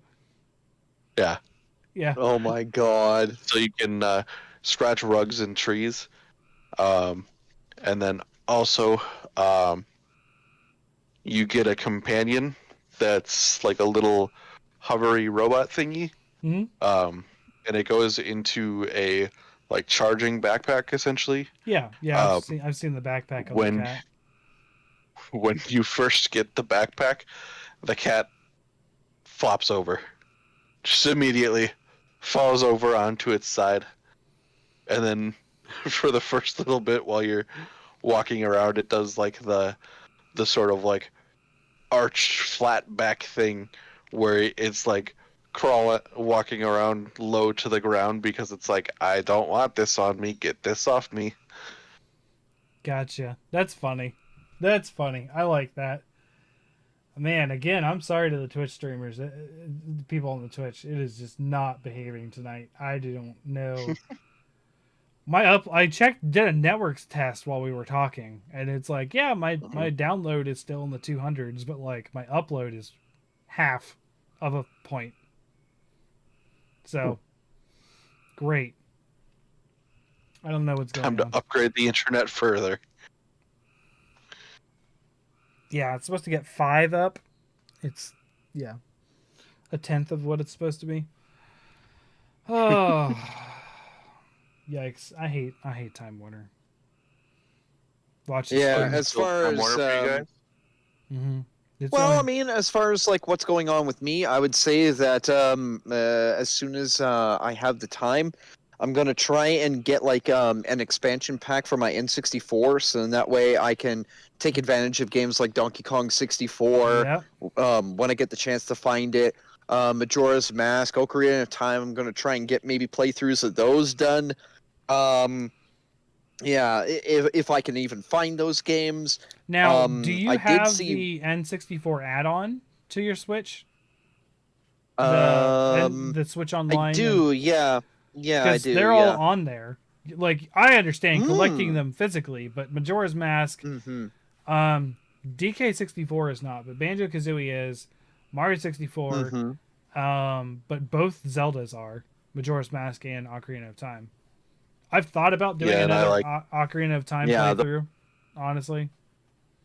yeah, and I like many others. I'm also holding out hope that they'll eventually do a Game Boy DS and 3DS game release too. Yeah, I think the Switch is here to oh, stay that'd be for a so while, good. so I could see that happening. I don't think we're going to get a new Nintendo console for another 3 years at least. I don't think we're even going to hear about it for a while because the Switch is It'll just put doing so Yeah, well. definitely. it'll be in the Nintendo Plus expansion pack. Oh my god. It better not be like the Sega Genesis when they added the Sega, what was it, the 32X and the Sega CD, where it's literally just expansion, like physical expansion ports that they just slapped onto the thing, and then like just a mess of cables everywhere and made it look like it was on life support. Oh my god. What a Frankenstein's monster mess that system was. Oh my god. And it's funny because the 32X ended up becoming the Sega Saturn. So I mean like there Yeah, was no reason to even get the expansion for your Sega Genesis so that way you could play your 32X games. It was oh man, what a monster. Oh, Sega, what were you even thinking? money. Oh, That's what they were thinking. Nintendo better not go that route because that would be the stupidest idea that they could ever come up with is like creating like physical expansion ports to be able to like lop more more games onto but then again, I mean like it defeats the whole point of it being a Switch anyways because it's supposed to be a mobile console. So Yeah, like yeah. I don't know. No, I don't know. Tell That would be Tell that counterintuitive. tell that to Limited Run with their I forget what game it was, but they have a game release that they also have a mini arcade cabinet uh, peripheral for. Yeah. So you essentially put one of your Joy-Cons in the bottom, you slide the switch in the top sideways, and then you play it off of that. So you have it just stationary like a tiny, tiny little arcade cabinet. No, I can't. No.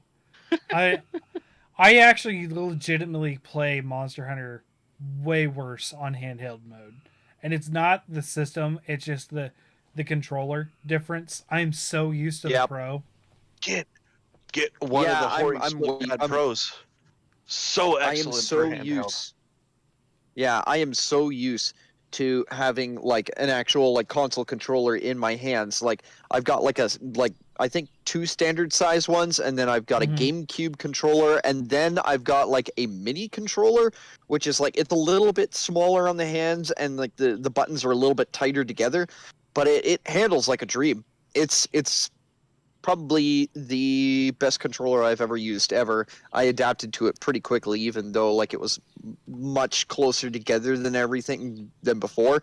And like switching between that and like a standard controller, it felt really weird at first, but you get used to it after a while. And god You, damn, you wanna you you wanna play this game stupid for it? awesome controllers that I can never have.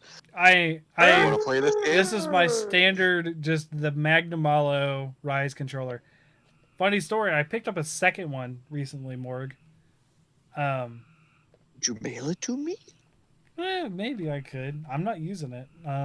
But I did want a Pretty fourth control. please? I did want a fourth controller, so it's serving as that now because I don't have four. I have three. Oh my god. Why does everybody have one except for me? What is going on? Where do you get these? Yeah.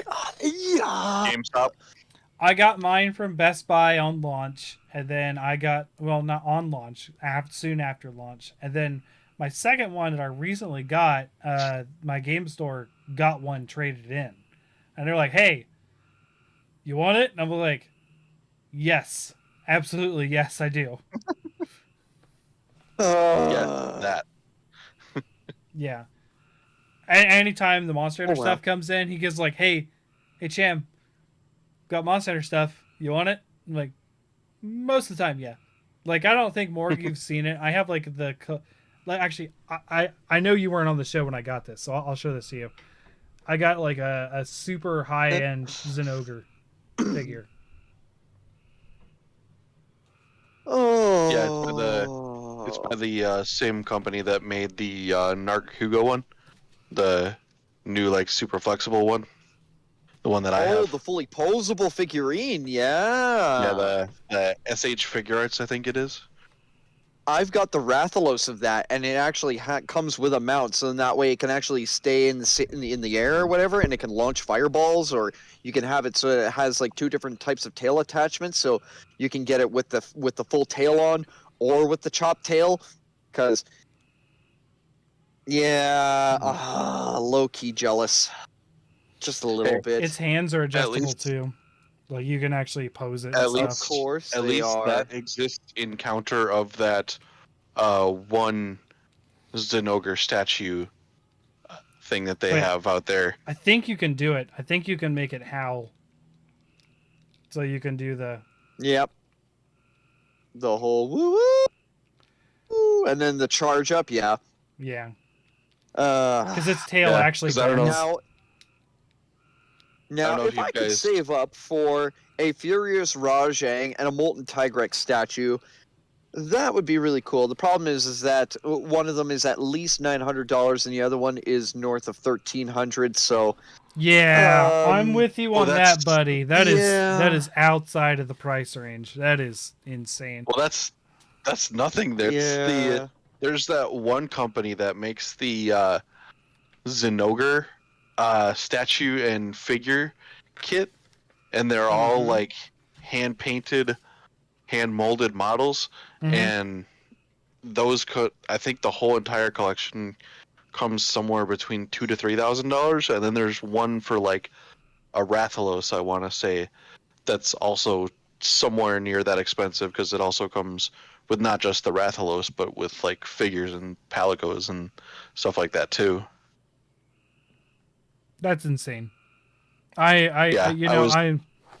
I like Monster Hunter. I like collecting figures. Like I just recently got the amiibos and stuff, but like that is such a small priority on what I get and do. Like it's not even close. Like I would never spend. Actually, I didn't think I would ever spend this much. This was like 120. I think this was like my highest end I've ever spent on something like this. Like, Yeah, I mean Yeah. my Kushala statue was 200 through GameStop, but that I was at least able to pre-order and then put down deposits until like the time it was launched. So that was effectively like a layaway. now So I don't know what this is, but 35-minute story cassette of Super Mario Brothers. No idea what this is. What? Oh wow, that is so cool! Oh my god, you know what? Yeah, if you get a cassette player, My you dad could found totally this. listen to that. My dad found That this. is so cool. watch it be like one of those ridiculous items where it's like, oh my god, this is like super collectible, and it's like worth $800. But no, it's probably not. But I always find that That'd be funny really when cool. people find out stuff that they got like when they were kids is now like worth hundreds of dollars to certain people. Story produced Yeah, by it's Ted ridiculous. Kreisco, the Walt Disney Company, patented in 1993. Buena Vista Pictures Production Inc. I think it's a story of the movie. I think it's an audio tape of the Whoa, movie. Interesting. Wasn't Buena Vista that's and so Disney bizarre. who did Mario Bros. Movie? I'm going to look this up now. I don't remember. Well, the thing is that Buena Vista and Disney collaborated on a lot of live action stuff, so I could picture that actually being a thing. Although, Uh, it would be really nice if I could get like a Gormagala figurine. Like, oh yeah. like yeah, if I'd I could love get a like, Diablos one for me. Yeah, it's weird to me. I don't that they haven't done a actual like figure builder statue or like the whatever it is, the creator's model. Yeah. Because I think they have like a half model or something where it's like bursting out of the ground, but they've never done like an actual one. And Oh no, Diablos is definitely one of the more iconic monsters. It is the movie, guys. That was a Disney production. Walt Disney Studios Motion Pictures. oh, no wonder it was so terrible. Oh my god. Disney likes to butcher a lot of things. Star Wars is not the only one. Now I know. Sorry, Star Wars fans, but you know. All right, I'm looking ever at it since on Disney eBay. got their hands on it, On it just was eBay. never as good. Oh, it's not worth. The memes are great though. It's not worth shit. $21. 21 isn't bad. I mean, for something that's old. I mean, it's $21 in your pocket, so I mean, like, you know, it's something. Who knows? Maybe it'll be worth $40 something in the future. for another one. Yeah. Okay. But yeah, Dad just found that. I've never listened to it. I don't remember getting that as a kid. I do remember falling in love you with. can listen to it in your car. I don't Essentially, have a it's new. cassette player in my car, Morg. No, actually, I've been using my mom's. Oh yeah, I forgot. Those things died out in like the 80s and 90s. Those were a staple back then. My first car was the only car that had a cassette player, and it was old for the time. It was a '93 car. Which is funny to me because some stores still sell those cassette to auxiliary adapters that you can put into your stereo to play off of like your phone or MP3. Yeah, I had to use one that's for a totally a while. thing. And I had to use an FM tuner Does for one of anybody- my cars. Mm-hmm. The car I have now, mine does. I have an auxiliary port, but it's weird. It's in the center console. So, like, there's an extra cigarette lighter plug in there, and there's an auxiliary port in there that works in my car. So I actually have to use an auxiliary port Bluetooth device that connects to my car. That's really interesting. Does anybody remember when like DVD players were like built into cars, and then like they would have like a little flip open like monitor the back screen seat, and like yeah. the back and whatever? Yeah, so that way kids could like watch DVDs on like long trips. I remember those. Yeah. What was that? That more to was the like a mid more two to the thousands point. thing.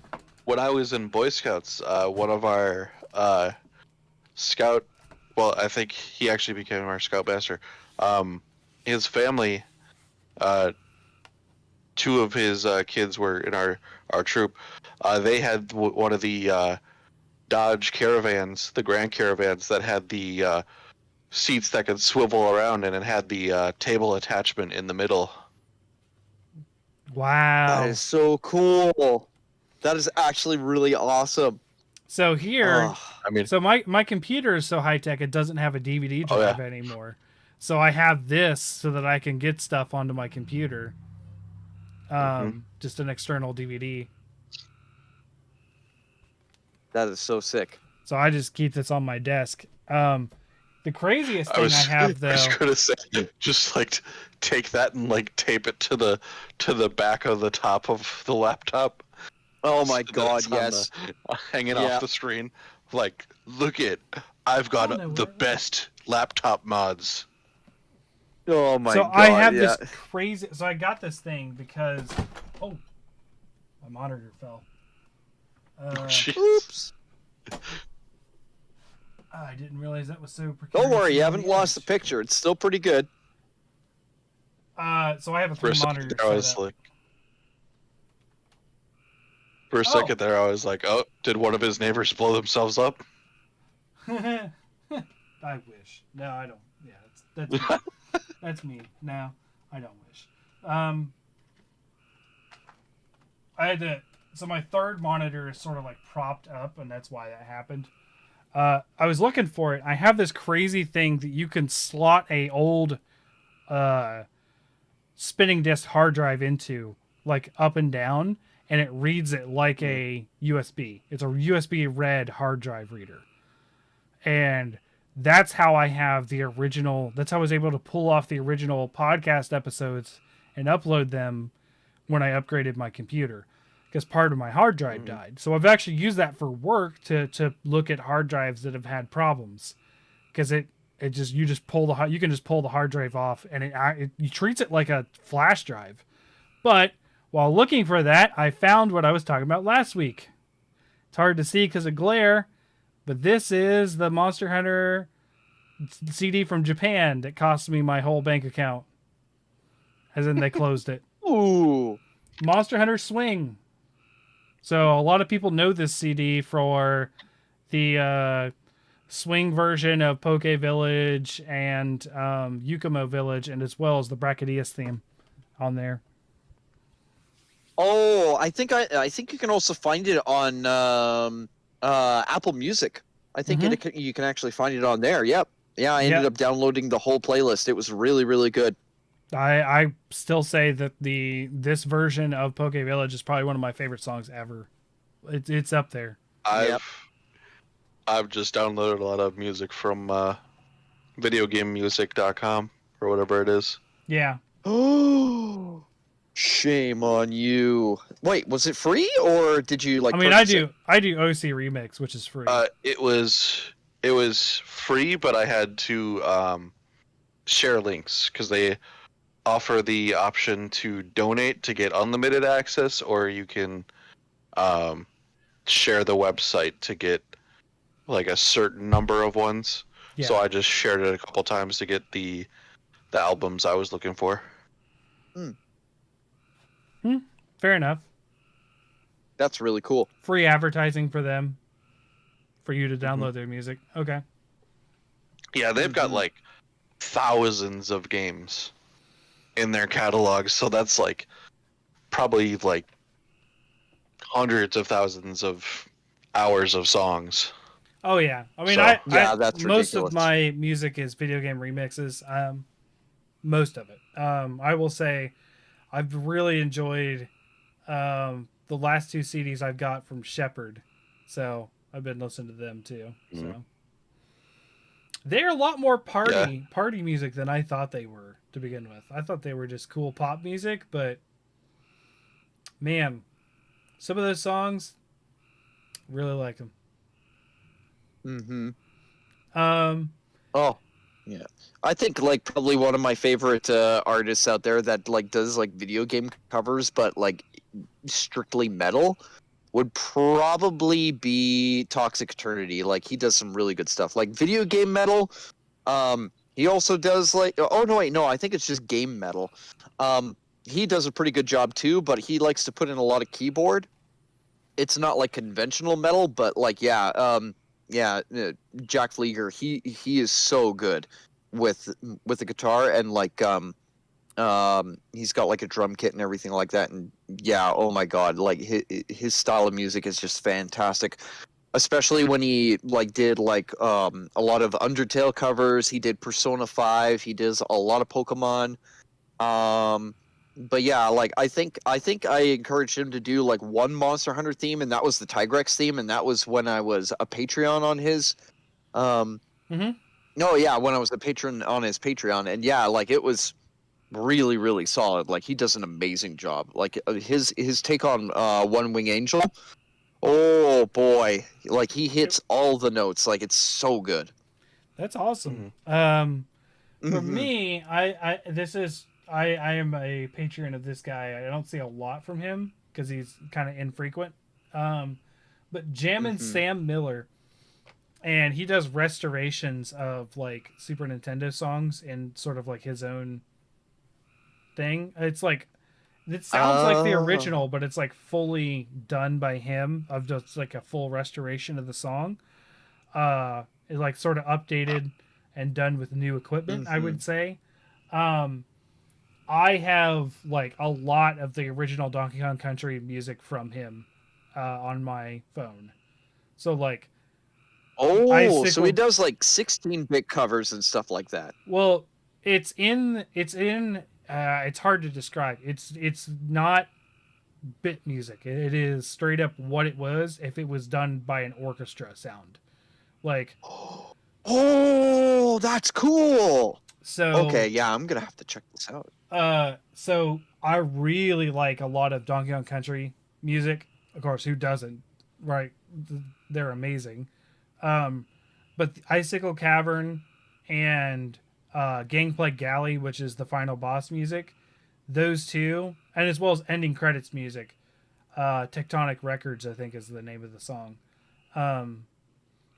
Is all three of them are just like on my playlist. Like just they're just nearly OSTs if they weren't remasters of the OSTs. Like they are just straight up the song, and I love them.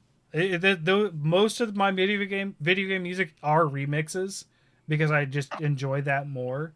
I like my big example of like me loving video game remixes is like I have a lot of like techno pop of Crypto the Necrodancer stuff.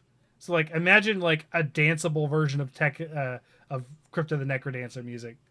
Oh, that's funky.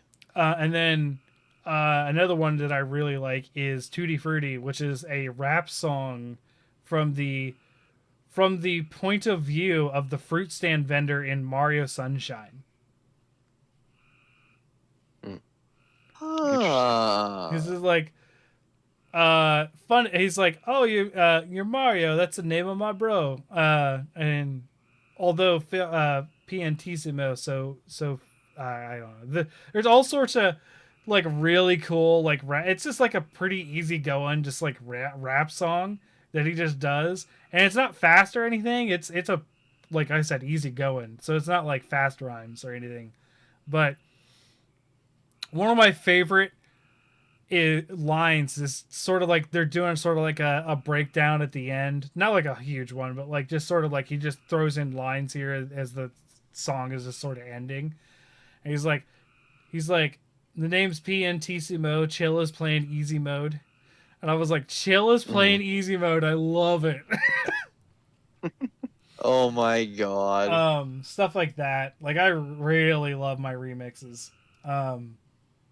But yeah, Jim and Sam Miller is his YouTube channel, and I am a patron for two people, and it's Aithless because fucking duh, like Yeah, obviously. and then Jim and Sam Miller are the two. Like I really want to look into eventually being a patron for both Decino and Mount Pain 27, which are two Doom people.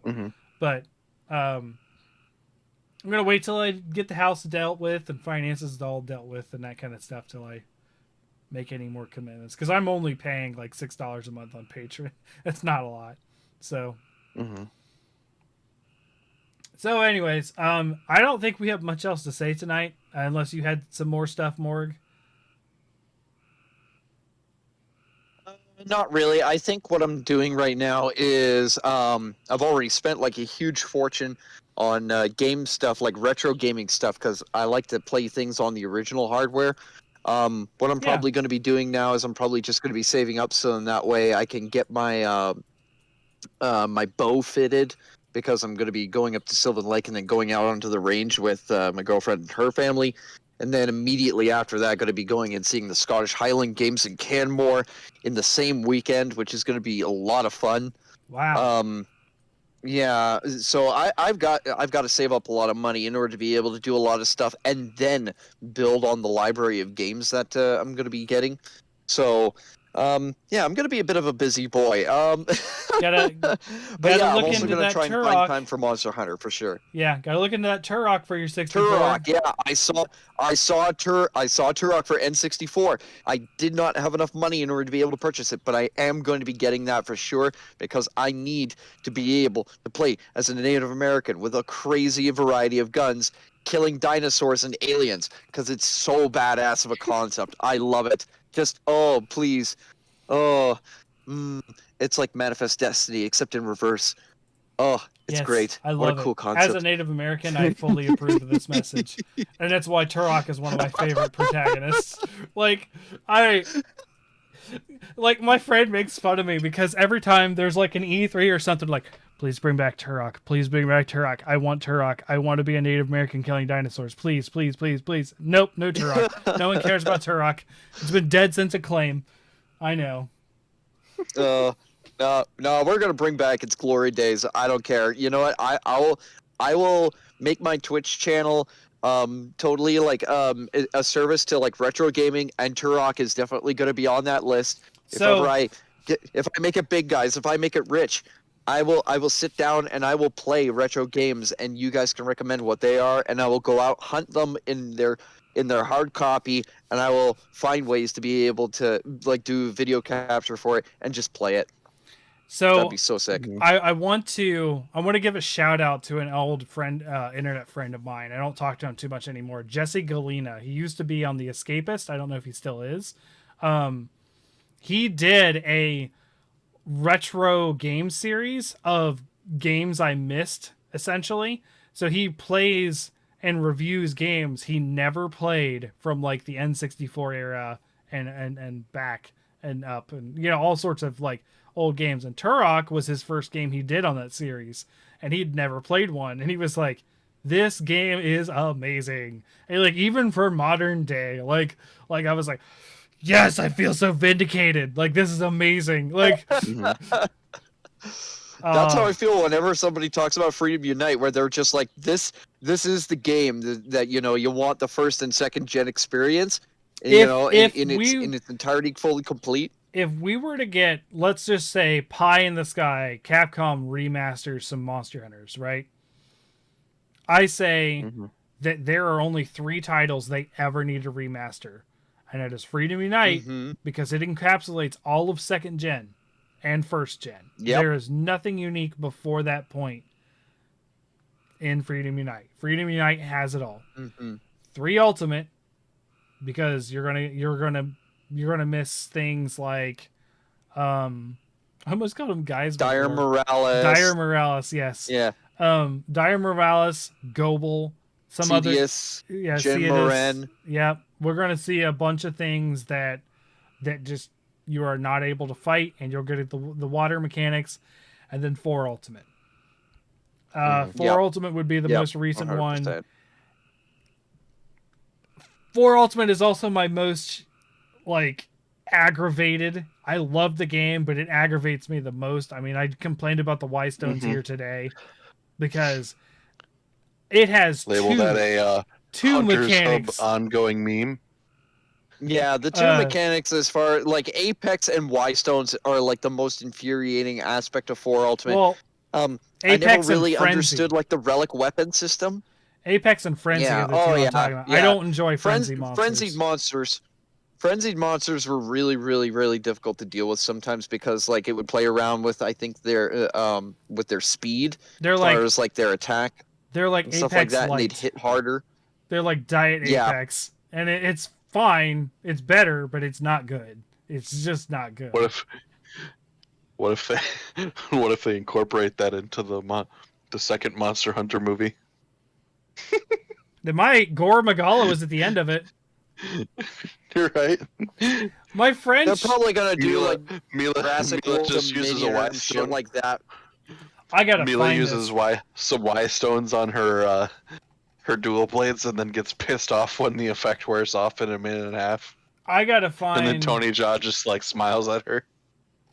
Oh my god, he'll be like, you have to wait. So my friend showed me an article a couple weeks ago that is why Monster Hunter is the perfect video game movie adaptation. Like as an article by movieweb.com. And they cite that it didn't do well because of the pandemic, because it came out in 2020. And that Paul W.S. Anderson is a wonderful director and made a wonderful adaptation that no one saw because of the pandemic. And I was like, no. We did a whole episode about this film. Like it's I didn't read. I saw the article pop up on my feed, and I just ignored it because I was like, this will be like, this will trigger me. So I read this article because my friend suggested it to me. It is clear that this guy enjoyed this movie. And you know what? He has some solid points because yes, Paul W.S. Anderson does and has played Monster Hunter, and he has since Freedom Unite, according to him in interviews. So, I think him getting some monster names wrong, like calling the Cephalosa Romobra, stuff like that, is something that like is very egregious. Yes, and I know you don't like the depiction of the Nerscylla. I actually enjoyed that. I think it was cool to make them. I will always go full like Godfather. Look at this. Look how they massacred my boy. Look how they massacred my boy. Yeah. I could have been someone. I could have had class. I could have been a contender. Yeah. Only in this case, I could have been represented better for Monster Hunter. I swear to God. Yeah. So I'm a fine Paul W.S. Anderson, and I'm gonna go full Michael Corleone. Don't ever make a move against the family again. Yeah. Yeah. Well, here's the thing. The article has some decent points, and it took stepping back to sort of see, like, I don't think it's a terrible adaptation. I think the premise is terrible. I think they did, of all things, they did some monsters justice. They showed them right. Yeah. They were designed right. They misnamed one, right? And I would say Nerscylla was sort of used to fit a narrative that doesn't really work for Nerscylla, but there wasn't something in the Yeah. universe that really did that. Like So they kind of like I said, used it. my main problem with the Monster Hunter movie is that they didn't just set it in the world of Monster Hunter. Yeah, that's what I'm saying. The They- premise. The premise is the problem Yeah. with the movie. And but when you take a step back and look at the monsters, especially Diablos, I would say Diablos being near the star of the show, Diablos is depicted extremely well. Like there's nothing Yeah. there about Diablos that doesn't feel very like Diablos, right? Like Mhm. maybe No, except it yeah. eating a Diablos person. was actually done well. It did eat a person, Um, I think. did it eat a person? I think I it mean, did. it behaved think it like a might have. land shark, pretty much. Because I mean, we know that it gores two people. Yes. It gores one Yeah. guy that it catches off the boat like a pro, and then Yeah. he gets the soldier. Sneak gets the soldier in the back, Right. and then it's just like, yeah, see what I did to your friend? Right. Well, here's the Yeah. thing. I actually enjoyed. They had Monster Hunter language. They had the Hunter language in there. Like now, I don't play with Hunter Yeah. language in Rise because I actually like hearing the English words because it's funny to when I get done with a mount, my brother's character going, "You're so cool," and it sounds so sarcastic because it's coming from my brother. So, Mm-hmm. I don't know. I find joy in the. I was so against the voice lines to begin with, but now I quite enjoy them. I especially enjoy like the lookout and stuff because like the lookout will, if I can't see the monsters, like very much like I gotta roll. I heard the lookout. I gotta roll. Like, like. I will also say, the weapons weren't large enough for me. No, and I They don't. should have. I don't think they could have been. CGI'd the hell out of it.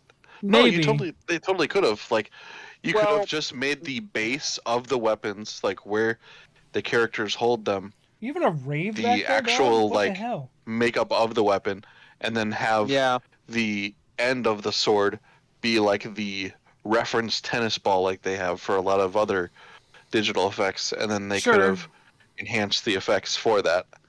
I guess, but you're asking budget. also You're the, asking budget that. changes, right? Like, Oh, I know. in the end, I found Also the movie the- to be okay. Like, I wasn't super underwhelmed or overwhelmed. So, Yeah, I mean, I think Yeah. it's serviceable. but It's- anyways, It's that came fine if you're not. I think it's fine if you're not like a hardcore fan of the series, but if you're a hardcore fan, you're gonna hate it. I mean, yeah, I don't know what else there is to say. I don't hate it. I just think they should have set it in the world of Monster Hunter and had it be like either Artemis's coming of age story or have it be like Artemis is like the outsider that then learns to work with others. It was also had that destined hero bullshit that a lot of movies do too. So it's yeah, there's You a know lot what they of could have done?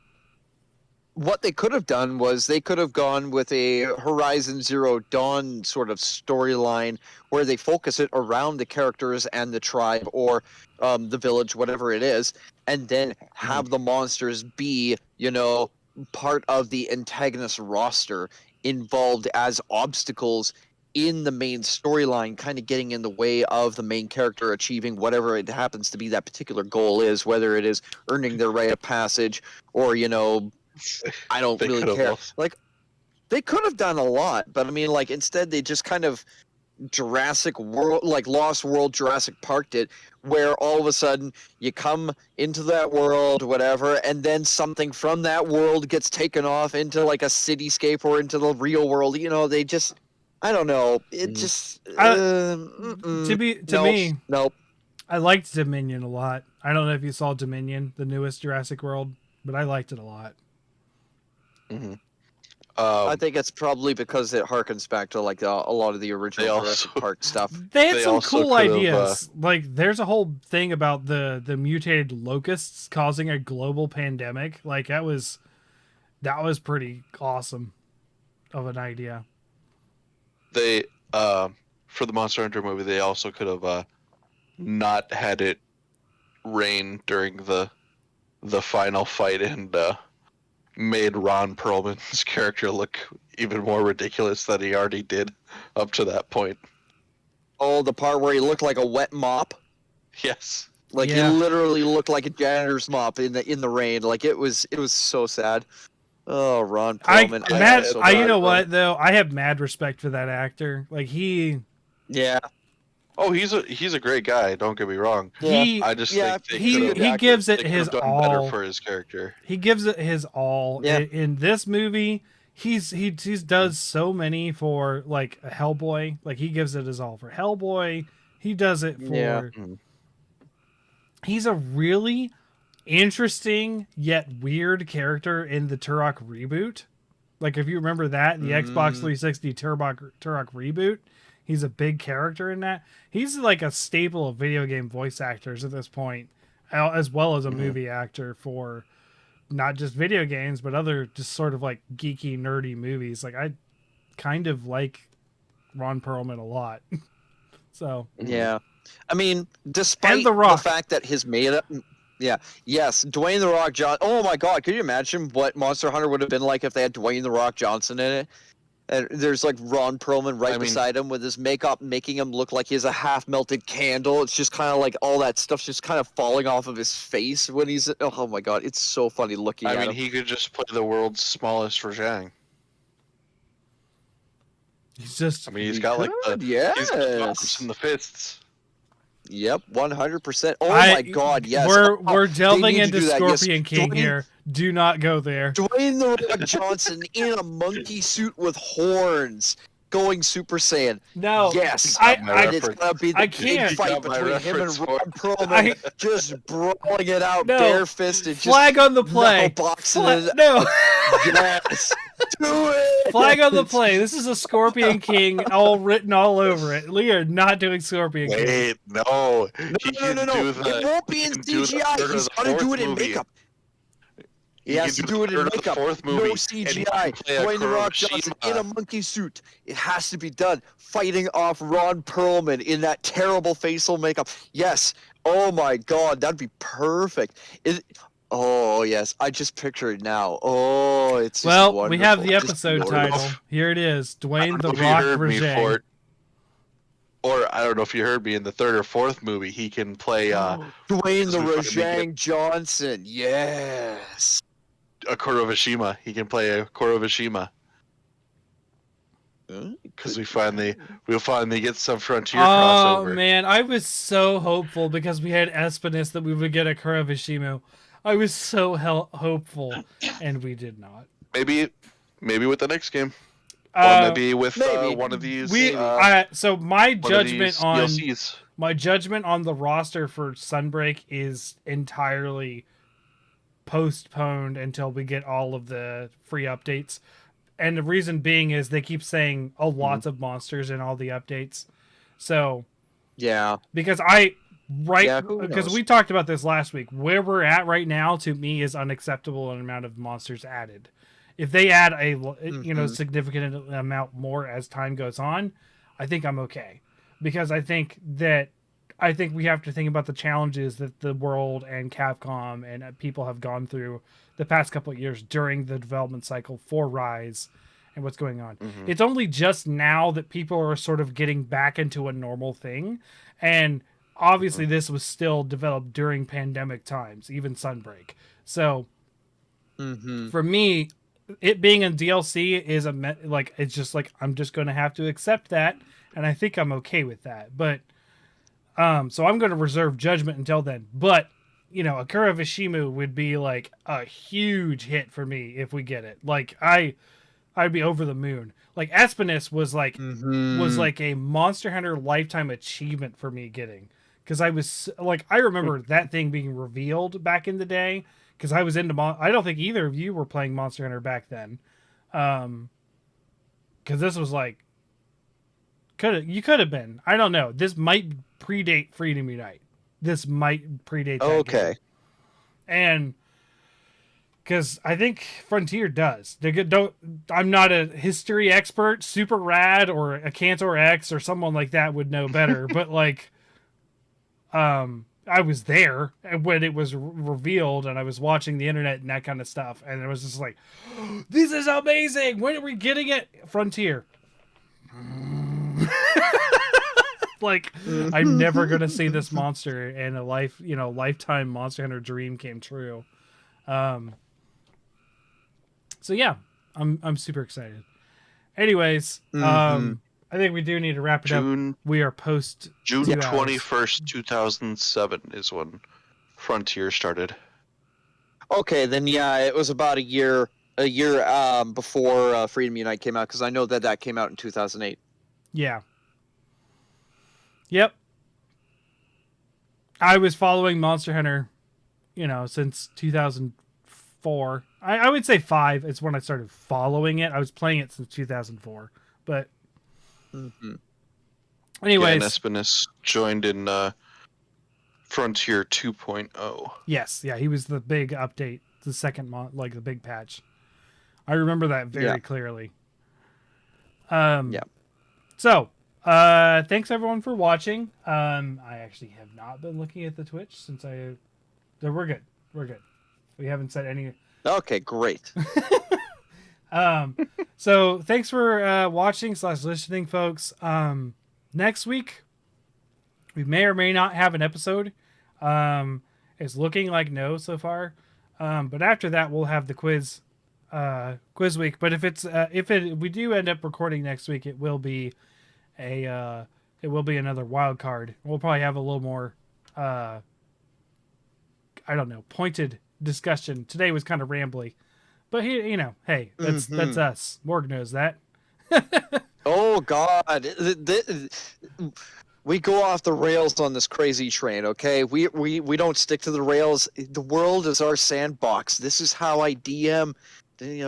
I can't plan worth shit. Honestly, I did that once before where I overplanned like 2 months in advance for like just a baseline dungeon. I can't remember. There's like a book that like has like all the different editions of like dungeons that you can go through, but you can play them in 5e. I can't remember the book's name, but it went from like just standard orcs and goblins to people having to deal with orc chiefs, ogres, the two-headed giant thing or whatever, and then at some point I think I wanted a stampede of wild boars, and it just went crazy from there. And they were all started at level 3, and then like in the second level there was supposed to be I think I added troglodytes, and then added like giant spiders and a drider. Oh wow. So it got pretty crazy. I gave them NPCs so that they had a chance, but it just went absolutely off the wall whenever I started coming up with ideas. Speaking of D&D, you guys should watch the Grump's 10-minute Power Hour episode with Matthew Mercer that recently came out. They have him on, and they do legendary cookies, where they D&D style roll for ingredients and utensils to make cookies. He brings like a giant like 8-inch in diameter steel D20. Yeah. My God. Lob it on their table.